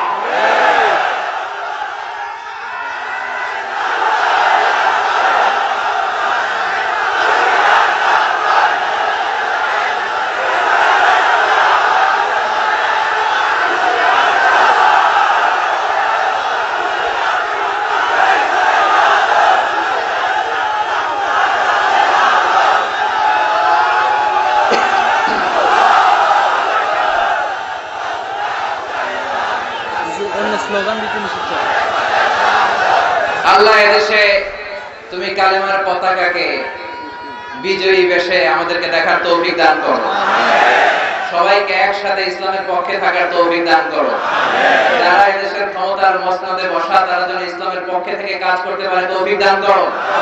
প্রশাসনের ভাইরা যারা আছে, তারা যেন ইসলামের পক্ষে থাকতে পারে তৌফিক দান করো। আমাদের নিরাপত্তার জন্য যে পুলিশ ভাইরা, বিডিআর ভাইরা, র্যাবের ভাইরা, সেনাবাহিনীর ভাইরা, আমার দেশের সীমানা যারা পাহারা দেয় ইসলামের জন্য, তাদেরকে কবুল করে নাও। এজন্য রব্বুল আলামিন বলেন, লাকাদ খালাকনাল ইনসানা ফি আহসানি তাকওয়িম, মানুষকে আমি চমৎকার আকৃতিতে তৈরি করেছি। কার কথা? আল্লাহ। সুম্মা রাদাদনাহু আসফালা সাফিলিন, এরপরে তাকে আমি আমার পশ্চাৎমুখী করেছি। ভালো হলে মানুষ অনেক ভালো, খারাপ যদি হয় মানুষের চেয়ে খারাপ আর হয় না, ঠিক কি না? এটার দুইটা তাফসীর। এক তাফসীর হচ্ছে ইলা আরদালিল উমর, মানুষের চেহারা অনেক সুন্দর, এই সৌন্দর্য ফুটে ওঠে যৌবনে। আর যখন যৌবন ফুরিয়ে বার্ধক্যে মানুষ পৌঁছে যায়, তখন আসফালা সাফিলিন ইলা আরদালিল উমর, তার চামড়াগুলো ঝরে যায়, তার চোখের পর্দা নেমে যায়, তার কোমরে ব্যথা হয়ে যায়, তার হাতে একটা লাঠি লাগে, সে কুচু হয়ে হাঁটে, চিল্লায় এখন ঠিক না। তার মানে রং ধরা যৌবন জং ধরে শেষ। আজকের ক্ষমতা কালকে নাও থাকতে পারে, চিল্লায় এখন ঠিক না। আজকে যে আমার সৌন্দর্য, কালকে সৌন্দর্য নাও থাকতে পারে। এজন্য আল্লাহ বলেন, সুম্মা রাদাদনাহু আসফালা সাফিলিন, একটা সময় মানুষ থাকে তাগড়া যুবক, একটা সময় মানুষের দেহের মধ্যে শক্তির অভাব নাই, আর একটা সময় আছে নাতিপুতি নিয়ে হাঁটে, মাজাটা বাঁকা হয়ে যায়, লাঠি নিয়ে হাঁটা লাগে, ঠিক কি না? এটা একটা তাফসীর। আরেকটা তাফসীর হচ্ছে উলাইকা কাল আনআম বাল হুম আদাল, মানুষ যদি ভালো হয় ফেরেশতার চেয়ে ভালো, মানুষ যদি খারাপ হয় ফেরেশতা পশুর চেয়েও খারাপ, চিল্লায় এখন ঠিক কি না? A lion never kill a lion, an elephant never kills an elephant, a dog never kills a dog. একটা কুকুর একটা কুকুরে মারে না, সিংহ সিংহরে মারে না, হরিণ হরিণরে মারে না, হাতি হাতিরে মারে না, কিন্তু মানুষ মানুষরে মারে, চিল্লায় এখন ঠিক কি না? একটা হাতি আর একটা হাতিরে 20 টুকরা 40 টুকরা 30 টুকরা করে না, কিন্তু একটা মানুষ মানুষকে শুধু নৃশংসভাবে মারেই না, 30 টুকরা 40 টুকরা করে বস্তাবন্দি করে, চিল্লায় এখন ঠিক কি না? মানুষ জনপদের পর জনপদ নিশ্চিহ্ন করে দেয়, বোমা মেরে শহর উড়িয়ে দেয়, মানুষ মেরে মেসাকার করে দেয়, ঠিক কি না? এজন্য আল্লাহ বললেন, সুম্মা রাদাদনাহু আসফালা সাফিলিন, মানুষকে অনেক সম্মান দিলাম, সুন্দর চেহারা দিয়ে বানালাম। মানুষ যদি খারাপ হয়, মানুষ অনেক খারাপ হয়ে যায়। তবে ইল্লাল্লাযীনা আমানু, যারা ঈমান এনেছে, ওয়া আমিলুস সলিহাত, নেক কাজ করেছে, ফালাহুম আজরুন গায়রু মামনুন, তাদের সওয়াব কোনদিন শেষ হবে না। যারা ঈমান আনে, যারা সৎকর্ম করে, তাদের স্থান জান্নাত। চিৎকার করে বলতে হবে, তাদের স্থান কি? মালিক তুমি জান্নাতে, তোমার পাশে আমায় একটি ঘর বানিয়ে দিও, একটি ঘর বানিয়ে দিও, সে বিভীষিকাময় মহাদিনে তোমার প্রতিবেশী করে নিও।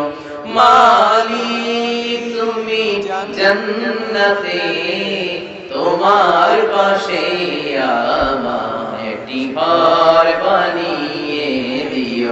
আমিন। فما يكذبك بعد بالدين أليس الله بأحكم الحاكمين এত নিয়ামত দেওয়ার পরে কোন জিনিস তোমাকে দিন থেকে আলাদা করে রেখেছে তুমি কি জানো না? আল্লাহ তাআলা হলেন সর্বশ্রেষ্ঠ বিচারক। আল্লাহর চাইতে বড় বিচারক পৃথিবীতে আছে নাকি? দুনিয়াতে বিচারপতির বিচার নাও হতে পারে, কিন্তু কিয়ামতের দিন বিচারপতির বিচার আছে না নাই? সবচেয়ে বড় বিচারক আল্লাহর দরবার। দুনিয়াতে যত বিচারগুলো আমরা পাই নাই সবগুলোর বিচার করবে কে? আল্লাহ। আপনার জমি মেরে মিথ্যা দলিল করে আপনার জমি খাইয়া দিয়েছে, দুনিয়াতে বিচার পান নাই, কিন্তু আখিরাতে ওই বিচার আছে নাই? আপনারে অন্যায় ভাবে মেরেছে, দুনিয়ায় বিচার পান নাই, আখিরাতে ওই বিচার আছে নাই? রব্বুল আলামিন বলেন فأما من ثقلت موازينه فهو في عيشة راضية وأما من خفت موازينه فأمه هاوية وما أدراك ما هي نار حامية سبحان الله যারা যারা ভালো করেছো এটাও তোমার আমলনামায় সেদিন তুলে দিবে কে? যারা খারাপ করেছো সেটাও তুলে দিবে কে? বিষ্ণু বললেন মান ক্বারা সূরাতাত তিন, কেউ যদি সূরা ৩ তেলাওয়াত করে আর পড়তে পড়তে আল্লাহ সাল্লাল্লাহু বিআহকামিল হাকিমিন এই পর্যন্ত চলে আসে, ফালিয়াকুল, সেজন্য বলে বালা বালা ওয়া নাহনু আলা যালিকা মিনাশ শাহিদিন। কারণ আল্লাহ সাল্লাল্লাহু বিআহকামিল হাকিমিন, আল্লাহ কি শ্রেষ্ঠ বিচারক নয়? এটা বলে আল্লাহ একটা প্রশ্ন তুলে দিয়েছে শ্রোতাদের সামনে। আল্লাহ put a question to the audience, he put a question to the listener। লিসনারদের সামনে আল্লাহ প্রশ্ন রেখেছে, আমি কি শ্রেষ্ঠ বিচারক নই? আমরা বললাম বালা, চিল্লায় বলেন বালা। ওয়া নাহনু আলা যালিকা মিনাশ শাহিদিন, আমরা বললাম আল্লাহ অবশ্যই অবশ্যই আপনার চাইতে বড় বিচারক কেউ নাই। দুনিয়াতে আমরা অনেক জায়গায় বিচার পাই না, আপনার কাছে বিচার পাবো এটাই আমাদের ভরসা, ঠিক কি না? এজন্য মনের সব জ্বালা যন্ত্রণা আমরা বলবো একজনের কাছে, তিনি কে? আল্লাহ। কেউ যেটা পারে না পারে কে? কেউ যেটা দেখে না দেখে কে? সে আল্লাহর উপর ভরসা রাখতে রাজি আছে মুসলমান? আল্লাহর কাছে বিপদে আপদে চাইতে রাজি আছে মুসলমান? আল্লাহ আমাদের সবাইকে কথাগুলো বুঝার ও আমল করার তৌফিক দান করুন।